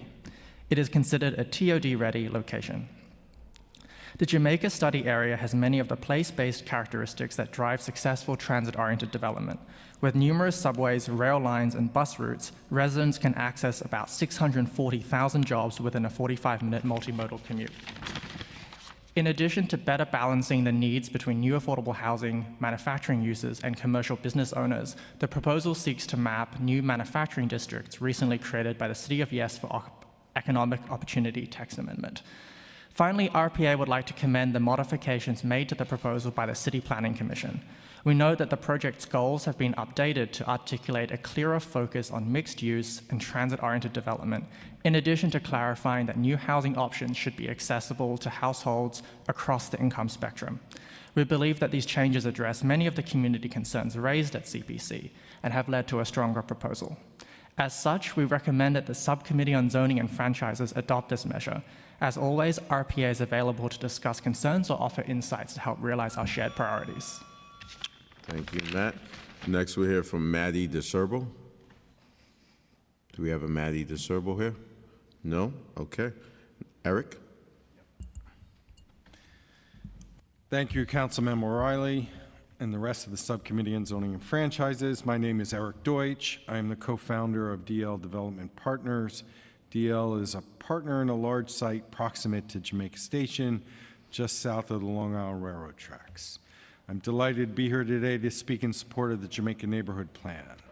This plan will encourage the continued growth of downtown Jamaica, allowing for much-needed new housing, space for jobs, and spur both public and private investment in the infrastructure and public realm that will support this thriving part of the city. I commend the leadership of Speaker Adams and Council Member Dr. Natasha Williams and the effort conducted in conjunction with the Queen's Office of the Department of City Planning. The years of work and significant outreach to the community and numerous stakeholders is apparent in this well-thought-out plan. I spent a significant amount of my early career in public sector and nonprofit economic development roles. Downtown Jamaica is also a special interest to me as my parents played important roles in the nonprofit support of the continued vitality of downtown Jamaica. I learned at a young age that Jamaica, with its transportation infrastructure, geographic advantages, and historically important retail corridors, is a place that should attract significant continued investment. It is one of the most transit-rich neighborhoods in the country, making it ideal for transit-oriented development. Jamaica Station is unique in all of New York. It's the one place you can have a one-seat, 20-minute ride to JFK, Grand Central, Penn Station, and Atlantic Terminal. This, plus the Long Island Railroad Station that serves all but one of the railroad's lines, means there's no better place to be connected to all points in the city and Long Island. Rather than the well-used line, change at Jamaica, we can also say, live in Jamaica, work in Jamaica, and shop in Jamaica, and play in Jamaica. It's clear the Jamaica Neighborhood Plan provides a thoughtful land use plan that will encourage the investment to achieve those goals. I urge you to support the plan. Thank you. Thank you. Next we hear from Alma Reyes. Alma Reyes. Okay, next we hear from Abu Naeem. Hi, my name is Abu Naeem. I'm a community and transportation advocate. I was raised in Hollis, Queens, and a current Jamaica resident. I support the Jamaica Neighborhood Plan and would like to advocate for further transportation improvements, such as secure bike parking and sidewalk extensions along Archer Avenue. Jamaica is a transportation hub covering the final stops of the F Line, EJ Line, JFK Air Train, and the Central Bus Terminal, making it a critical transfer zone for many commuters. We need to expand micromobility options for reliable and quick access for local residents, and that starts with secure public bike parking at subway stations and bus terminals. When I attended Brooklyn Tech High School, I relied on the Q110 bus to get to the subway. The bus was so unreliable that I was often late to my first class. The frustration of packed buses skipping you is something no student should have to experience. With secure bike parking, residents could reliably reach the train, improve their health through exercise, and cut commute times. Though bike parking is not enough, we also need to install protected bike lanes along with proper daylighting along key corridors to support micromobility users and maintain safety for all commuters. Also, did you know that Jamaica, within District 27, is the hottest district in the city? I've regularly walked along Archer Avenue near Merrick Boulevard and seen numerous bus passengers on the southern side being exposed to extreme heat. Currently, the streets are too narrow, prohibiting any possibility of bus shelters. So I recommend a sidewalk extension along Archer's Avenue, enabling these improvements. Also, I would like to ask a question for DOT, where a lot of outside drivers are using Jamaica as a park and ride, which reduce parking availability for local drivers and commercial users. So final thought, thank you for your time, and let's work together to improve transit equity in Jamaica, Queens. Thank you. Next we'll hear from Saku Branch. Good afternoon, Councilmember Riley and Councilmember Williams. My name is Sekou Branch. I'm Executive Director of the African Poetry Theater. We're a cultural arts organization that's been around for about 49 years. About 46 is a nonprofit, and we specialize in cultural arts, dance, music, visual arts, acting, movies, so forth. We are definitely in support of this plan. We was on the original steering committee for the Jamaica Now Action Plan, and we're excited that it's reached this point here. Unfortunately for us, in 2018, we had a fire that took out the second floor of our building. So we haven't really recovered from the fire, though we have been operating with the help of other community organizations that lend us their space. And we're ready to get back to work properly. And what we are proposing for the community is a multimedia building, shared workspace building that will house STEAM programs, STEM programs, robotics for children, acting programs, film, photo studio, film studio, 75-seat theater, ballroom, smart classes, everything in this one facility that the creatives of our community, we come from a very creative community with a very long history of creative people, and we want to keep that going in our institution. And to add to it, above the institution, we want to add affordable housing. And affordable housing for artists. The artists can live above the facility and work downstairs, and also display their work in the same facility, as well as other community members who need affordable housing. And we're asking for the City Council to help us in this effort. Thank you. Thank you so much. Dennis Walcott. Good afternoon, Chair Riley and Council Member Dr. Williams. It's an honor to be here. I'm Dennis Walcott, President and CEO of the Queens Public Library and a lifelong Queens resident. Our central library is located on Merrick Boulevard in the heart of Jamaica, where in fiscal year 25, more than 710,000 visitors walked through its doors, and our circulation is over 728,000 books and materials. Our 234,000 square foot library consists of our children's library, our discovery center, our dedicated teen center, our computer center, the archives, an auditorium, and a robust library collections. It is also the base of our operations, our housing core departments such as library services, our IT departments, our capital projects, our facilities, our security, and our HR, which is supportive of all of our libraries throughout the borough of Queens. The department's vital to our daily functions system-wide, allowing us to welcome 6.6 million visits and circulate 10.9 million items.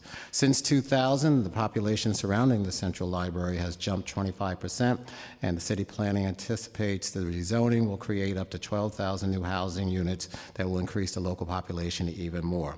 In order to effectively serve the neighborhood and the borough well into the future, the Central Library needs to expand and modernize. A vertical expansion of 50,000 square feet and a comprehensive renovation of the entire facility, both public and staff spaces, will enhance our experience for patrons, improve critical system-wide logistics, and operational support. According to our calculations, the project estimates currently around $168 million. The Jamaica Neighborhood Plan is building a future for the region to thrive, and we fully support it. Strong libraries make strong communities, and we thank you for your leadership and support, and we look forward to the investment in some type of expansion. Thank you. No. Thank you all. I know you've been a part of the steering committee for 2 years, so this is also a large part in your work and dedication. So I just want to thank everybody for coming. Okay, thank you so much for this panel. The last panel I'm going to call in person consists of Christopher Leon Johnson and Maureen Gray. We will be transitioning to online testimony. The next panel I'll be calling after this consists of Lynette Townsley, Lisa Edwards, Mahira Bilal, Natalie Vena, and Vanessa Sparks. So we will go to that testimony right after this. You may begin, Christopher. Yeah. Hello, Chairs Riley and Chairs Williams. My name is Christopher Leon Johnson. I'm here to show support to the plan. I'm not against more housing in the community. I'm not more against more housing in the district. But I'm asking the council member, Natasha Williams, is there a way that she find a way to clear out Supton and Supton Archer between Supton Archer and Supton in Jamaica, because over there is it's like Skid Row over there. I think you know what I'm talking about. Right by the Long Island Railroad Station is like Skid Row. Drug dealers, crackheads, homeless, all the vagrants. I feel unsafe walking up there. I never know what's gonna happen to me when I walk up there. I'm not a gang member. I'm none of those type of people. So I'm 95% chance I might get hurt, robbed, shot, stabbed, killed around that, on that block. I don't know, Mr. Wright, you never walked up there before, but I think you should walk up there, take the E train or the J train, or take Long Island Railroad Jamaica, and or Jamaica, Jamaica, what is it, Jamaica Archer, and you see what I'm talking about. Up there on that corner, right across from the Q30 and the Q20A, there's a lot of drug dealers and all these vagrants around there, and I'm calling on the council member, including you, Mr. Riley, to find a way to put in the plan to increase funding for the NYPD and the way to increase the quality of life over there, because that block in general is hell. And I hope that this plan, with this Jamaica plan, really gets those guys and gals out of there. I hope they find a way, and we have 25 seconds left, to get a developer, or you get a developer, Mr. Riley, to upzone that building, upzone that block in general, upzone something between Archer and Jamaica. Because if we upzone that area and get rid of those pre-war buildings and put the glass buildings there, we can get all those vagrants and all those weirdos out of there. So I'm saying this plan, I hope that this plan goes through. I'm for pro-housing, but we need to add more police and more public safety around there. So thank you so much. Thank you. Ms. Marine? So can I go? I go now. Can I be excused? Yeah, you're excused. Thank you. Thank you.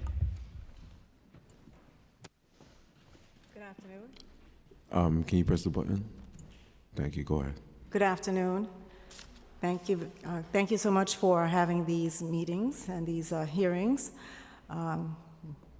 Good afternoon, council members, Chair Riley, and Councilperson Dr. Williams. I am a history teacher, and I'm also becoming a local historian, so that is why I'm here. I'm representing residents, homeowners of Southeast Queens who feel that this Jamaica Neighborhood Plan may supplant their history or also give them a lack of opportunity to do further research on that which is just being discovered, especially about enslaved Africans. The Jamaica Neighborhood Plan is part of development. At one point, there was a plan to bring the Bay into Jamaica so as to increase business. But the Jamaica Neighborhood Plan, however, has its issues, including overpopulation of area that is intended to give residents the option of a suburban life, increasing environmental pollution, destroying the vista, and demolishing the remaining 17th to 20th century structures, known and unknown in Southeast Queens, and replacing the structures with new buildings that do not reflect historical input from local historians or societies. Because of all those problems, including the omission of providing multiple museums south of Jamaica Avenue for residents and visitors to learn about the importance of Jamaica, Southeast Queens, to African American immigrant history, I am not in favor of the Jamaica Neighborhood Plan. After attending several meetings in person and online, where I informed the JNP representatives about the need for museums and historical education, the certified JNP plan calls for remembering history through oral recordings and festivals. Nowhere does the JNP call for writing, documenting, exhibiting, or educating the community about the history of Southeast Queens. The JNP's ideas for preserving Southeast Queens sites and histories are insufficient because the certified JNP plans calls for recording voices on memory box. I do want to emphasize that Jamaica has an extensive history from indigenous Native American groups. The Dutch, the English, we're a site of the American Revolution. We're the site of the oldest Presbyterian church in the entire nation. We're the site of the Episcopal Church, of which many of the founding fathers were a part of. And I believe that we should have historical markers on buildings that may be, through this development, may be destroyed, but they should know that this building existed, and this is why it's important. You will find it in Manhattan all over, but Queens doesn't seem to get that respect. A lot of our buildings are not being landmarked because we don't seem to be that important, but it turns out it is important to the people who lived in Queens for over 400 years. As this is the 400th anniversary of the Dutch settling, we should also understand it's the 400th anniversary of enslaved people coming to Queens and to being part of Manhattan, that we should have the opportunity to research. I have been involved with a house called the Ketchum House, in which the property was used to create Hollis. The house has a room that's been filled in, and it's under threat of demolition. And if it is filled and demolished, we won't have the opportunity to research the Underground Railroad, which the Ketchum family on Long Island was involved with. There's a lot more that I would like to say concerning the housing prices. We are not encouraging ownership, but leasing. And every statistic that I have found through the help of the Central Library Archives, which I've spent a lot of time in, we found that Black people who come out to Queens or were enslaved in Queens, which was South Jamaica, that they are proud that they have had home ownership. All of these statistics written by historians also mention that. I'm not seeing that. We're not seeing that in Queens, that you're encouraging home ownership, but rather it seems that rental is being encouraged. And I think that might be defeating for groups of people and people of color who look forward to this American dream. I believe that this is reflective of the photos that you see at Archer, where many of those photos came from the library. There is not one picture of any African Americans on that Archer by the bus stop, not one. And I think that's because we are not, I didn't realize this until 2019, that Africans were here for 400 years. And of course, there's nothing there of the indigenous people. Queens is known more for jazz, it's known for its music, it's known for history, Excuse me, Ms. Dubois, Marie, and that's what we need to know. I just want to reflect that. There is a history to Jamaica, and people who live here in Jamaica don't tend to know it or realize it, including myself, a lifelong history buff and history teacher. Thank you very much. Well, thank you for educating myself, who's not from Queens, on a lot. Do appreciate you coming down and testifying. I don't think we have any questions for you, so you're excused. Thank you so much. I will now transition to online testimony. The first panel I will call up will consist of Lynette Townsley, Lisa Edwards, Mahira Bilal, Natalia Vena, and Vanessa Sparks. We'll begin first with Ms. Lynette Townsley.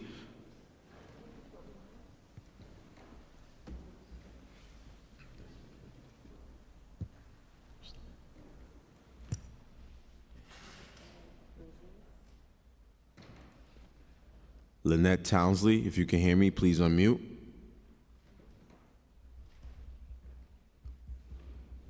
Okay, if we do not have Lynette, can I have Lisa Edwards? Hi, there might be difficulty unmuting as we transition to Zoom, so I'm sure Lynette will be back. Her hand is raised. I don't know if you want to take her now before you start my time. No, you could begin, Ms. Lisa, while we have you. Go ahead. Okay, thank you so much. Hi, my name's Lisa Edwards, and I'm going to be moving fast. And I've been a resident of Jamaica, Queens for 25 years. I raised my children here, and they are being priced out of the neighborhood they were born in. I'm against this plan. I grew up in Harlem. I've seen how rezonings there and in other Black and brown communities have impacted neighborhoods like ours with displacement, huge increases in rents and property taxes, and the loss of small businesses and culture. The City Planning Commission, HPD, et cetera, are trying to sell this plan with promises of affordable rental units, homes, jobs, and improvements in quality of life. But affordable to who? Not the majority of residents in the next generation of Jamaica's current renters and homeowners. These units are priced far above what local residents can afford. There is no 100% affordability. We know that both adults and young adults, including college graduates, are struggling to secure good paying jobs that would allow people to pay for the units in the plan that DCP says are affordable. The majority of the units being created are unaffordable luxury units. There's been no meaningful outreach to individual Jamaica residents. When many spoke against it, DCP responded with no decisions have been made yet, and we will look into that for you. The same things they are saying today, they've had 2 years to look into things. Our concerns and objections were strategically edited out of the same promotional video presentations prepared by DCP. There should have been leafleting and tabling at every transportation hub in the zone, and other direct outreach efforts to homeowners and renters with mailings throughout this process, and there still can be. Holding multiple meetings without outreach. Thank you for your testimony. Your time has expired. Okay, let me finish up with this. I urge city officials to pause this rezoning, center real community input, and create housing that matches the actual needs and income of these residents. Why do resources that— Thank you, Ms. Edwards. Next, okay, we're gonna— Can I finish up one thing? we have to move along because we have a lot of people signed up to testify, so you can submit the rest of your testimony, the land use testimony, at council.nyc.gov. Next, we're going to hear from Ms. Lynette Townsley. Lynette, if you can hear me, please unmute, and you may begin. Hello, can you hear me? Yes, we hear you, Ms. Lynette. Go ahead. Thank you. Good afternoon. My name is Lynette Townsley, and I'm the Community Board 12 Youth Committee Chair. I come before you not in opposition, but in love. love for my community, for our shared future, and for the generations we hope to protect. The Jamaica Neighborhood Plan speaks of growth, but growth without stewardship is not progress, it's peril. This rezoning will allow buildings to rise 18 stories high, casting shadows over homes that have stood for decades and over lives that have quietly carried the weight of systemic neglect. We are not against development. We are against being erased. And now we've learned that Con Edison, in response to the energy demands of this plan, is building a new substation. But what they did not tell us, what we had to uncover ourselves, is that this expansion included a lithium battery facility in the heart of the residential community. This is not just a technical detail. This is a morale one. Lithium battery fires are violent, toxic, and notorious difficult to contain. New York City has only 4 hazmat units trained to respond to such fires. The closest ones in Long Island City and Brooklyn, miles away from our community. And if something goes wrong, we are left vulnerable, we are left behind. We are a community of elders, children, families who have weathered storms with grace. We deserve transparency, we deserve safety, and we deserve to be seen. This is not just about zoning. Thank you for your testimony. Your time has expired. Thank you for hearing us, and may your decisions be guided by courage, by conscience, and by care. Thank you. Thank you. Next, we're going to hear from Mahira Bilal. Hi, my name is Mahira Bilal, and I'm a lifelong resident of Jamaica, Queens. I am also in strong opposition to the Jamaica Neighborhood Plan. While I can see that it may be well-intentioned, I do not believe that this effect will benefit current residents and business owners in Jamaica. After seeing the firsthand effects of gentrification in Black and brown neighborhoods throughout my lifetime, I do not see the proper precautions in place to protect the current people living in Jamaica. I am 28 years old, a college graduate, and I've been working since I've graduated. Yet, as a young adult, I do not see a future in which I can continue to live in Jamaica affordably. I still live with my parents, and I don't see a future in which I can live by myself in Jamaica. There are promises of affordable housing, but these units are priced far above what local residents can afford. Many Jamaica residents earn under 50% of the area median income, but these rezonings target people earning 80 to 120% of the AMI. Furthermore, I'd like to add that community members have not been as part of the process as it's advertised to have been. Even this meeting was announced very last minute with not nearly enough time to properly include the community. This is a practice that we have gotten used to very much over the last 2 years. My primary concern is protecting myself and my neighbors, specifically my older, disabled, and unhoused neighbors. I've learned that this plan is in place to secure funds necessary to improve Jamaica. I urge that City Council finds alternate ways to uphold cultural integrity, invest in green spaces, and provide affordable housing for all without throwing current residents under the bus. Thank you. Next, we're going to hear from Natalia Vena, followed by Vanessa Sparks. Hi, can you hear me? Yes, we can hear you. Great. My name is Natalie Bumpfina. I'm an assistant professor in the Queens College Department of Urban Studies. I'm testifying against the Jamaica Neighborhood Plan because it will accelerate gentrification while failing to provide enough units of real affordable housing for the neighborhood's Black and brown residents. Designed to entice real estate development, this plan is a bad deal for Jamaica residents. The Jamaica Rezoning's boosters misleadingly assert that its provisions for mandatory inclusionary housing will prevent residential displacement. Donovan Richards and Dan Grodnick state the rezoning will create 4,000 income-restricted units. However, the draft environmental impact statement gives different figures, stating approximately 2,500 to 3,744 such units will be built. This range reflects the 4 different MIH options that City Council could apply. The highest affordable percentage would be available under MIH option 2 at 30% of floor area. Richards, though, has repeatedly advocated for MIH option 1, reserving 25% of floor area for income-restricted apartments. Option 1 would fail to create enough affordable units for Jamaica residents. Only 10% of floor area would be set aside for residents making 40% of AMI. The Jamaica neighborhood's median household income is just under $60,000. 41% of Jamaica households make under $50,000. 10% of floor area is woefully inadequate when luxury development will continue to fuel rising rents, eradicating the neighborhood's affordable market rate units.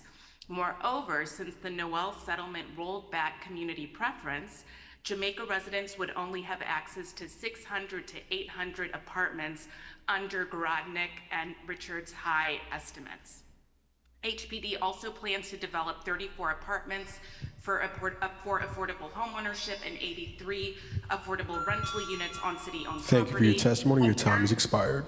Keep on cutting off people who are testifying against this plan and not the people who are in support. So I'm just going to note this, that HPD also, that this development, only under the Noel settlement, only a piddly 5 to 7 affordable homes would go to Jamaica residents, and only 12 to 16 affordable rentals would be for Jamaica residents. And I also want to state for the record that this important hearing was not sufficiently advertised to the community.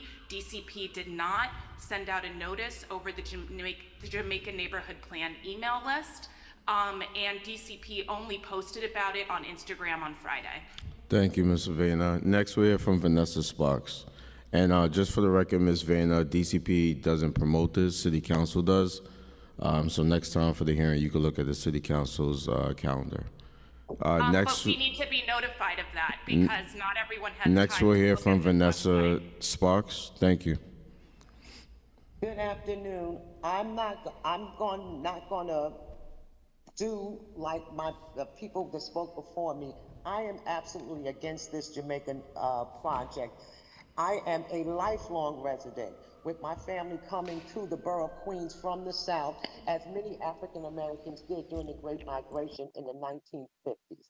This plan is going to displace and disenfranchise existing homeowners in the community. I have to say I am sorely disappointed in this city council and the way that they have gone about shoving this down the throats of the residents of Southeast Queens, in particular Jamaica. Yes, I have attended many, probably most of the hearings in the past 2 years. I can see that none of the opposition comments have been considered or included. And this lets me know that the city, DCP, and all other agencies involved, HPD and DCP in particular, have no intent on protecting existing homeowners, particularly Black long existing homeowners. I'm absolutely against this plan. I wish all of the elected officials from our area were there to hear, because we're going to remember this if and when people should want to run for office again. I am against this. No one is listening to the residents. And as far as home ownership, people that can't afford homes are not going to buy these bull job matchbook units that they're going to be putting out. People that can't afford to purchase a home are going to opt to move to Long Island, which many of them, including young people, have done, where they're getting a better quality of life. Thank you. Thank you. Councilmember Williams, do you have any questions for this panel or comments? I'm trying to gather my thoughts since I'm on the record.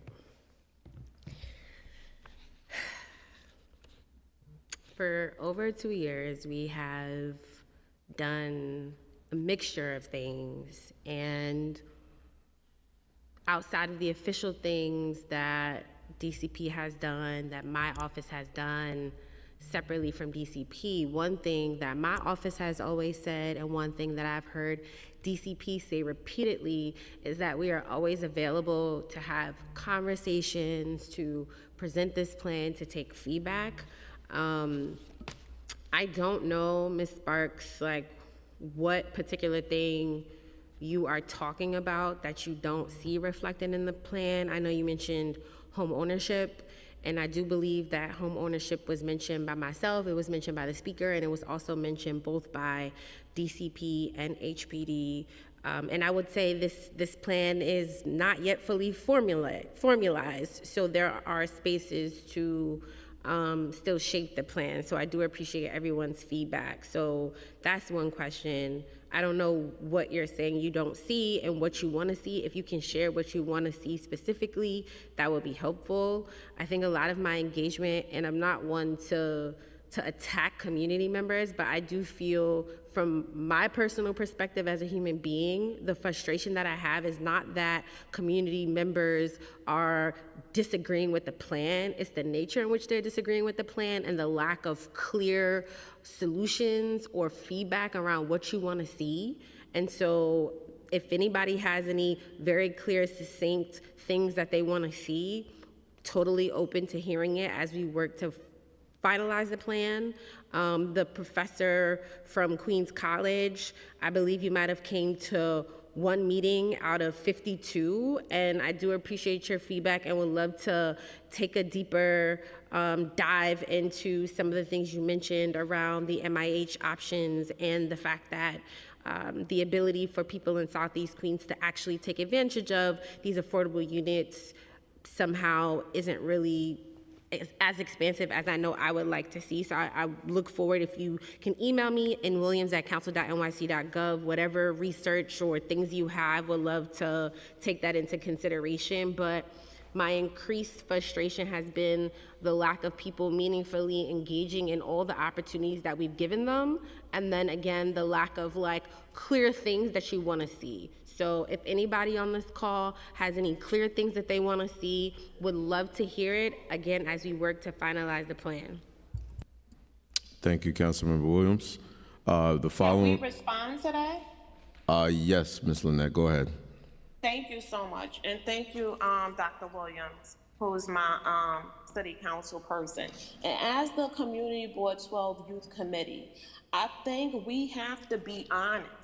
I mean, as I heard them doing this presentation, I was so stressed because they sat up here and said that, oh, they're working with the school construction authority throughout the whole process. No, they're not. They lied a lot of the stuff that they said. And this is the thing, and I thank you, Dr. Natasha Williams and Speaker Adrian Adams, because y'all asked the hard questions today that we have been asking for the last 2 years, and they still didn't give y'all answers. They still gonna see the feasibility. They came, I invited them to my youth committee meeting, and that's the reason the testimony came out of my youth committee meeting. Because when we were asked them about all of this building through the whole process, we said, well, what about the schools? What about the safety? We know that the 103rd precinct is already stressed. You know what they told us? Oh, that's not our area. Then all of a sudden, at the next meeting, they came back with, oh yeah, we're gonna do schools. So we said, okay, you listening to us. Where are you gonna do them? Oh, we're not sure. We're gonna leave it up to the developers. We know that. I've been living here since 1989. We have had groundwater issues since then. This project, we should not have to say yes to our health and our quality of life to get a right sewer system. And I think that is the frustration. We know that you're out there fighting for us, Dr. Natasha Williams, but we're saying we need to pause because this is not how we help our community. They didn't answer yours or Speaker Adams' questions. And it's been so long, we've been asking them. Just like you was frustrated earlier, we're frustrated now. And that's why we're asking y'all to be on the right side of history and say no. Thank you so much. May I, this is Ms. Sparks. I would like to answer Dr. Williams. And Dr. Williams, it is no disrespect to you.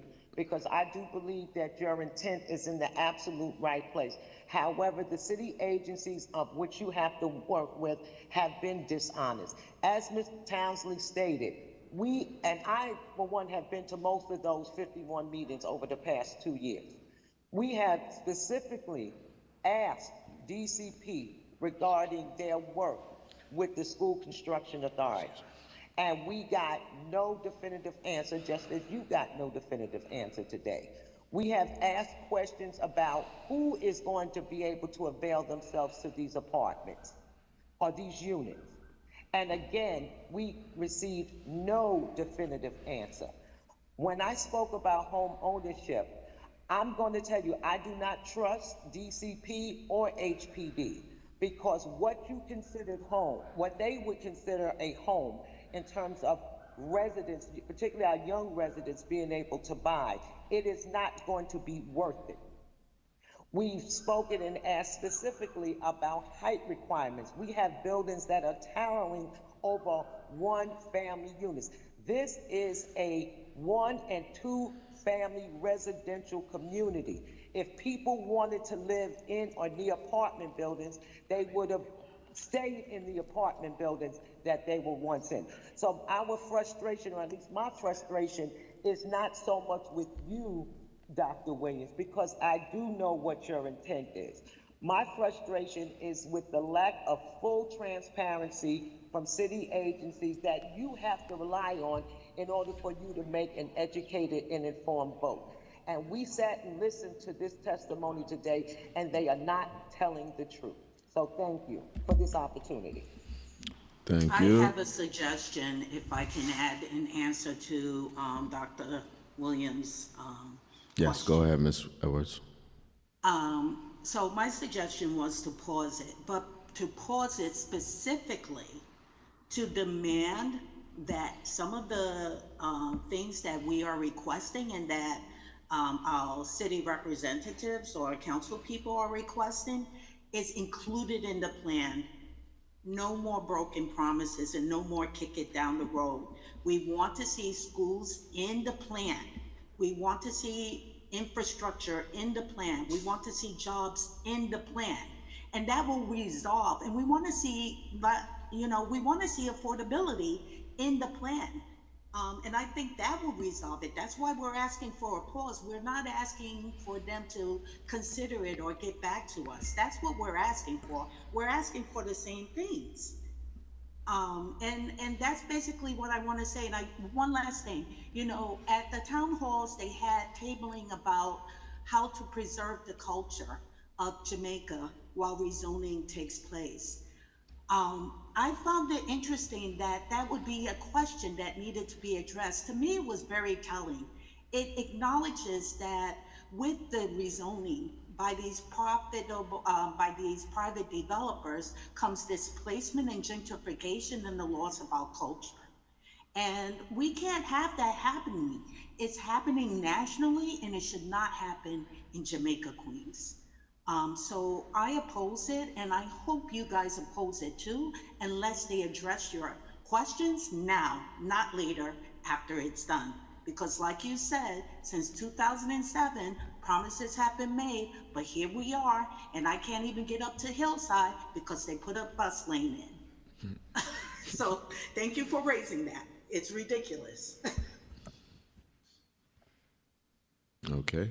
Councilmember Williams, you have a response to that? Yes, I just want to thank you all so much. I know you dedicated most of your day to be on this hearing, and I always say I appreciate the people that I represent because they care so deeply about the community. So I do want to just thank you for all of your feedback. I did take notes, and I just also want to sympathize with you that government agencies tend to not be transparent, and so I don't want to undermine that. I agree there always can be more transparency, and again, hopefully we can get there. Thank you.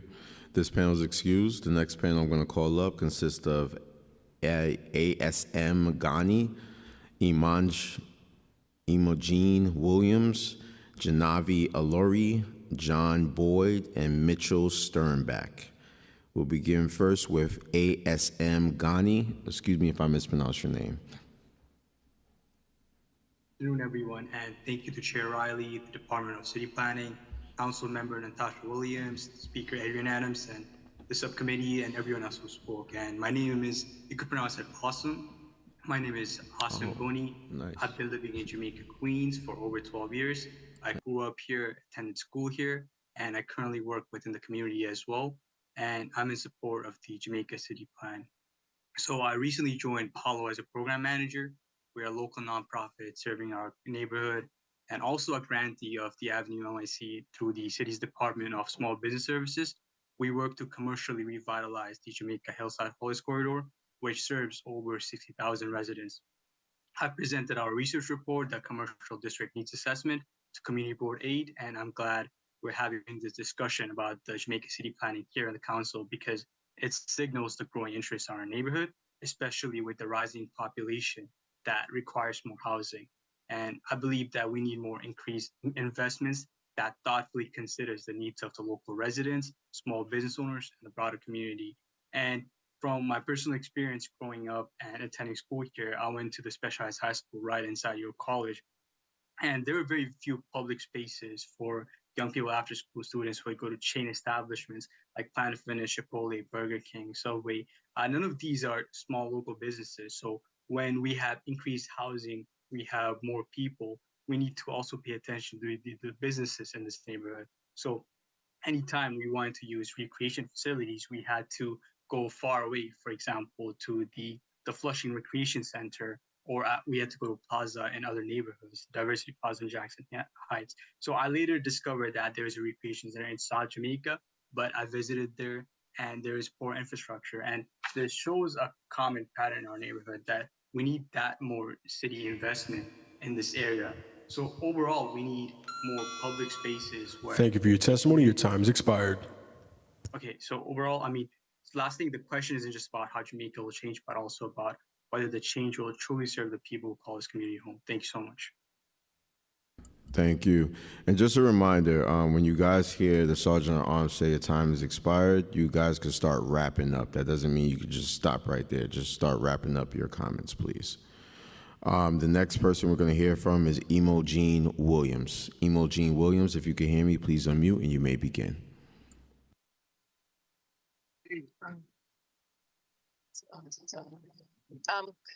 Good afternoon. Good afternoon. My name is Imogen Williams, and I represent the First Reformed Church of Jamaica, and we are in support of Jamaica Plan. As a institution, a faith-based institution, we are working with the Houseman Development to truly build affordable housing for the Jamaica area.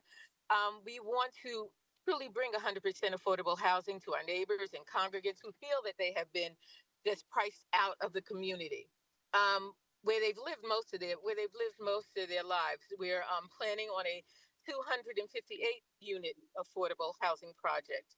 Our church, First Reformed Church of Jamaica, has been a part of the community for 323 years. Our original building is a historic landmark building on Jamaica Avenue. Our building that we have is at 15929, although that has been demolished as we plan to build this new project.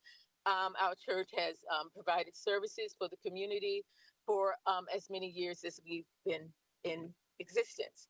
We want to remain a vital part of the Jamaica community, and with the support of the Queensborough President Office and Council Member Natasha Williams and community leaders and city agencies, our project will allow our neighbors, seniors, and young-growing families to remain in the Jamaica community, center community, close to transportation, shopping, and all the amenities that the Jamaica area has to offer now and will offer in the future with the revitalization of the area.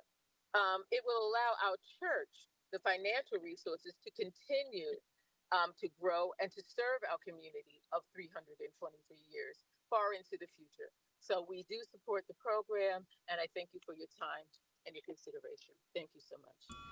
Thank you. Next, we'll hear from Janavi Al-Yuri. Hello. On behalf of the Downtown Jamaica Partnership Business Improvement District and the businesses, property owners, and stakeholders we support and represent, we support this plan and share suggested measures to address the primary issues impacting quality of life in downtown Jamaica. First, we need better, brighter, and more reliable street lighting, especially along main thoroughfares, in and around the air train and under the LIRR. Lighting is a critical part of both the perception and the reality of public safety. We need more greenery, including trees, planters, hanging flower baskets, green roofs, and planted building setbacks should be incorporated into every new development that results from the rezoning. We continue to request the removal of or a serious modification to the Jamaica Avenue busway. We would like more investment in public spaces to include shaded seating, play structures, splash parks, dog runs, water refilling stations, event spaces, wayfinding signage, and community garden spaces. We want to ensure our small businesses aren't priced out as Jamaica changes and advocate for broader small business incubation. We suggest a redevelopment of the Jamaica market to enable smaller entrepreneurs to get a foothold in their business to grow and to scale up as desired. We'd like to see a redesigned 165th Street Mall to include more permanent features to promote pedestrian uses and elements to enable community building events and activities. We support a managed street vending program with designated locations, enforceable standards, vendor education, and consistent enforcement. A pilot modeled on Corona Plaza at an estimated $300,000 annually would fund staffing, infrastructure, and operations. This balanced approach can support vendors, protect businesses, and ensure a clean, safe, and inclusive public realm. To strengthen public safety and address perceptions of safety, we advocate for improved street lighting, event programming, and targeted enforcement near subway stations. Complementary investments in street furniture, public art, and performances can create a safer, more vibrant public space. While we launched a public safety ambassador program this year, tripling staff at a cost of $500,000 annually is needed to effectively serve this high-traffic hub in partnership with elected officials, city agencies, and the community. Thank you for your testimony. Your time's expired. DJP works to beautify our neighborhoods, support our small businesses, and this rezoning is a tremendous opportunity to not only improve the quality of experience of being in Jamaica in any context, but to position Jamaica as a beacon for other communities. Thank you. Thank you. Next, we'll hear from John Boyd. Good afternoon. My name is Dr. John H. Boyd II. I serve as the senior pastor of the New Greater Bethel Ministries and the chair of the Art Community Development faith-based organizations that have faithfully served the Southeast Queens community for over 50 years. I want to first thank the City Council Speaker Adams, the Chair Rally, and especially Dr. Natasha Williams for her incredible leadership on this initiative, and that she has my full support on the Jamaica Neighborhood Plan. Our ministry was founded in 1972 by my father, Apostle John H. Boyd Sr. Our ministry was built on a vision of spiritual leadership and social responsibility. As a point of reference, when my parents moved into the South St. Albans community back in 1951, the cost of our one-family home was only $13,500. Now it is valued over at $700,000. Throughout the decades of our mission has remained steadfast to meet both the spiritual and practical needs of our neighbors. We have operated a Christian school serving students from pre-K to 12th grade, established a food pantry and first-time home buyers seminars, and launched numerous programs to uplift our community. Churches are uniquely positioned to lead the way in developing deeply affordable housing on church-owned land. These projects should reflect the real incomes of congregants, neighbors, and ensuring seniors and working families can remain rooted in Jamaica. Beyond housing, the church buildings and properties can serve as a hub for services that strengthen families and improve daily life, such as childcare, after-school programs, food assistance, and senior support. For us, Southeast Queens is more than just a place we serve, it is our home. I was raised in this community, I was educated here, and I've coached, mentored, and ministered to generations of children and families who call this neighborhood our home. One of the greatest visions of my father was to develop affordable senior housing right here in Southeast Queens, ensuring that families who build their lives here could remain here, that they could pass on generational wealth and stability to their children and grandchildren. Thank you for your testimony. Your time's expired. Today, that dream lives on through our ministry. It is my sincere desire to see this vision fulfilled, to see a project that offers dignity, opportunity, and long overdue investment to our community that has given so much to this city. Thank you very much. Thank you, Dr. Boyd. Next, we're going to hear from Mitchell Sternbach. Mr. Sternbach, please press star 6 to unmute yourself. Okay, good afternoon. You can hear me? Yes, we can. Thank you. Okay. My name is Mitchell Sternbach. I am from Greater Jamaica Development Corporation.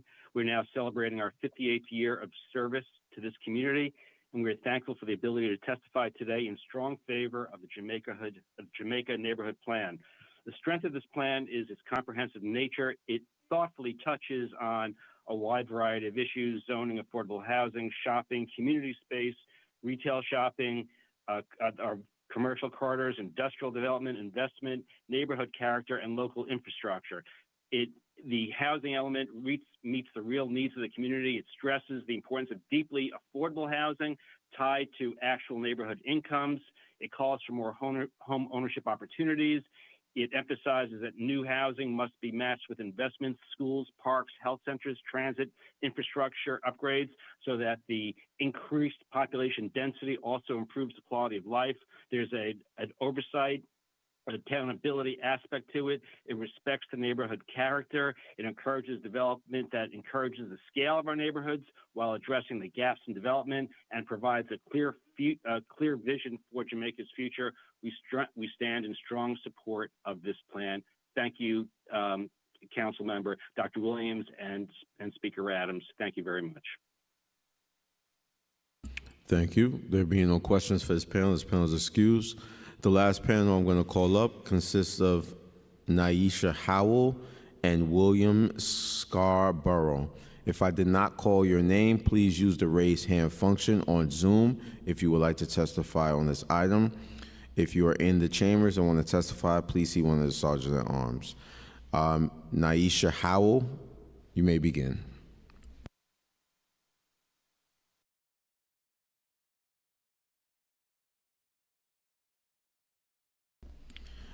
Ms. Howell, can you please accept the promotion so you could begin?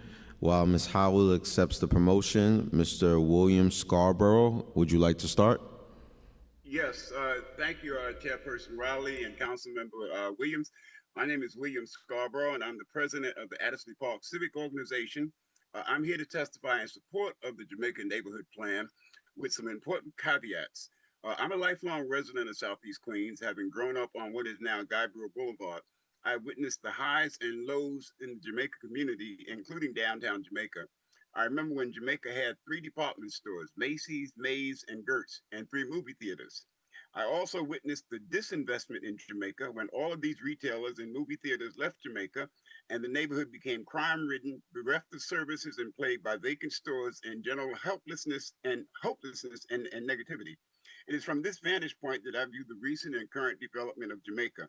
It is gratifying to see public and private investment in Jamaica, and it is heartening to see the efforts to make Jamaica a destination as opposed to a pass-through.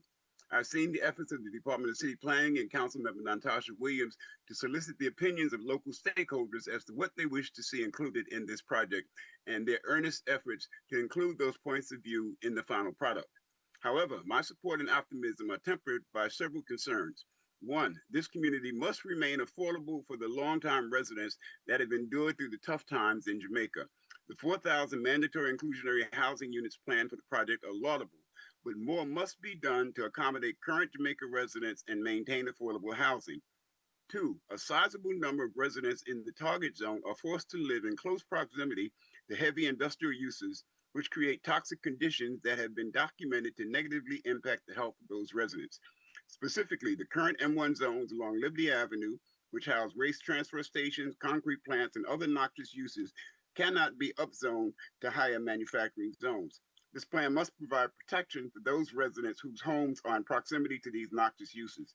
The success of this plan will largely depend on the enforcement of relevant laws. Thank you for your testimony. Your time's expired. The lack of adequate enforcement by municipal agencies has caused untold suffering to residents of Jamaica. City planning has outlined what they hope to see develop in Jamaica, but whether these plans come to fruition will be largely dependent on agencies over which DCP has no control. Success will depend on commitment by the mayor's office and others with oversight responsibility to ensure that flood relief, infrastructure, and enforcement requirements are met. Thank you, Mr. Scarborough. Councilmember Williams to create a downtown Jamaica task force to monitor progress is critical. Those agencies charged with the... Thank you, Mr. Scarborough. You could submit the rest of your testimony to land use testimony at council.nyc.gov. Thank you. Thank you. Next, we're going to hear from Naisha Howell. Yes. Good afternoon, Chair, Councilmember Kevin Riley, Williams, and Speaker Adams, and members of the Subcommittee on Zoning and Franchises. My name is Naisha Howell. I'm the Chief of Staff to the York College CUNY President, Claudia Schrader, who unfortunately has a scheduling conflict today and has asked me to speak on her behalf. Thank you for the opportunity to testify regarding the Jamaica Neighborhood Plan. York College is located in the vibrant heart of downtown Jamaica, Queens, which is the focal point of the Jamaica Neighborhood Plan. Invested in this plan represents not just an investment in our institution, but also in the future of more than 6,000 diverse students and counting who came to us with aspirations. They graduate and move into crucial fields such as healthcare, social work, business, technology, law enforcement, the arts, education, government, and more. To support their advancement, it's essential to enhance our facilities with, for example, more science and technology labs, an additional building, as well as other necessary resources. The plan highlights the significance of creating safe and welcoming streetscapes around York College. This includes vital investments in lighting, landscaping, and signage, all aimed at developing a pedestrian-friendly corridor. Such improvements can cultivate stronger connections, both physical and social, between our campus and downtown Jamaica, making the area more accessible and inviting for students, family, and visitors. President Schrader also advocates for the establishment of a downtown Jamaica oversight task force. This task force would play a crucial role in ensuring that the commitments outlined in the plan are monitored and realized. This accountability is particularly important for anchor institutions like York College, which depend on effective long-term planning to thrive. In conclusion, it's important to recognize that strengthening York College is not just an investment in education, but also a catalyst for local economic growth. York College is a key partner in the future of Jamaica, Queens. It's a place where students can learn and thrive, where residents can assess cultural and workforce initiatives, and where public investments can enhance the overall neighborhood ecosystem. Thank you, Ms. Howell. Jamaica. Thank you. The Jamaica Neighborhood Plan is vital to realizing this vision. Thank you. Thank you. Next, we're going to hear from Jermaine Sean Smith. Jermaine, if you can hear me, please unmute, and you may begin.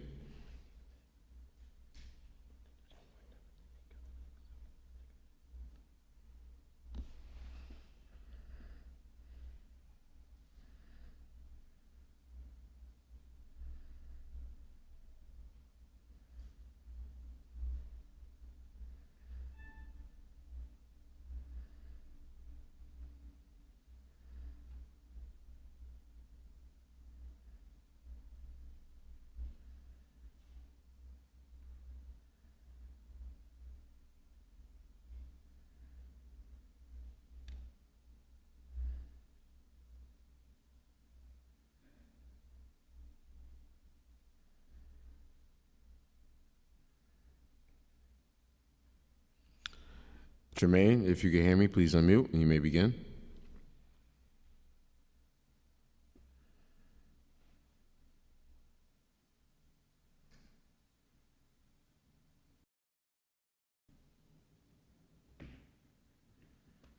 Good afternoon, everyone. Thank you for this hearing. Thank you for convening, Chair Riley. Thank you for the excellent work, Dr. Williams. SQPA, as the Executive Director of SQPA, a nearly 50-year-old organization right there at Royal Wilkins Park, serving as the only Black-run park in New York City and the only park that combines human services and green space. We understand the value of and the importance of the Jamaica Neighborhood Plan and what it means to a thriving Southeast Queens community. We stand in full-fledged support of this program to make sure that we're bringing the right vital resources, the right amount of attention, and the upkeep for the community that we need to see it move forward to the future. So, as the chair said earlier, he likes nice and sweet. That is all that I have to say, and thank you all very much. Thank you, Jermaine. I appreciate it. There being no more members, or actually, I'm going to stand at ease. If there are any members of the public who are online who wish to testify on this proposal, or if there's any members in chambers who would like to testify, I'll stand at ease for 15 seconds. If you're online, please use the raise hand function.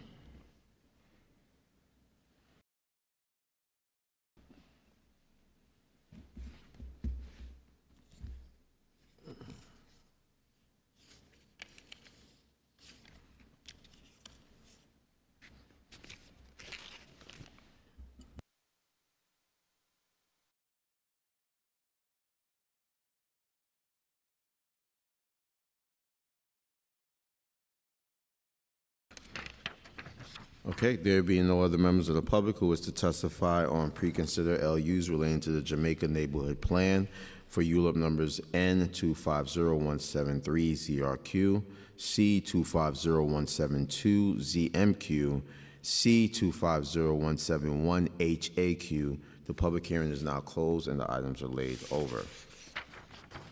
That concludes today's business. I would like to thank the members of the public, my colleagues, subcommittee council, land use, other council staff, sergeant at arms, and the Department of City Planning and other city agencies that came out today to testify and participate in today's meeting. This meeting is hereby adjourned. Thank you.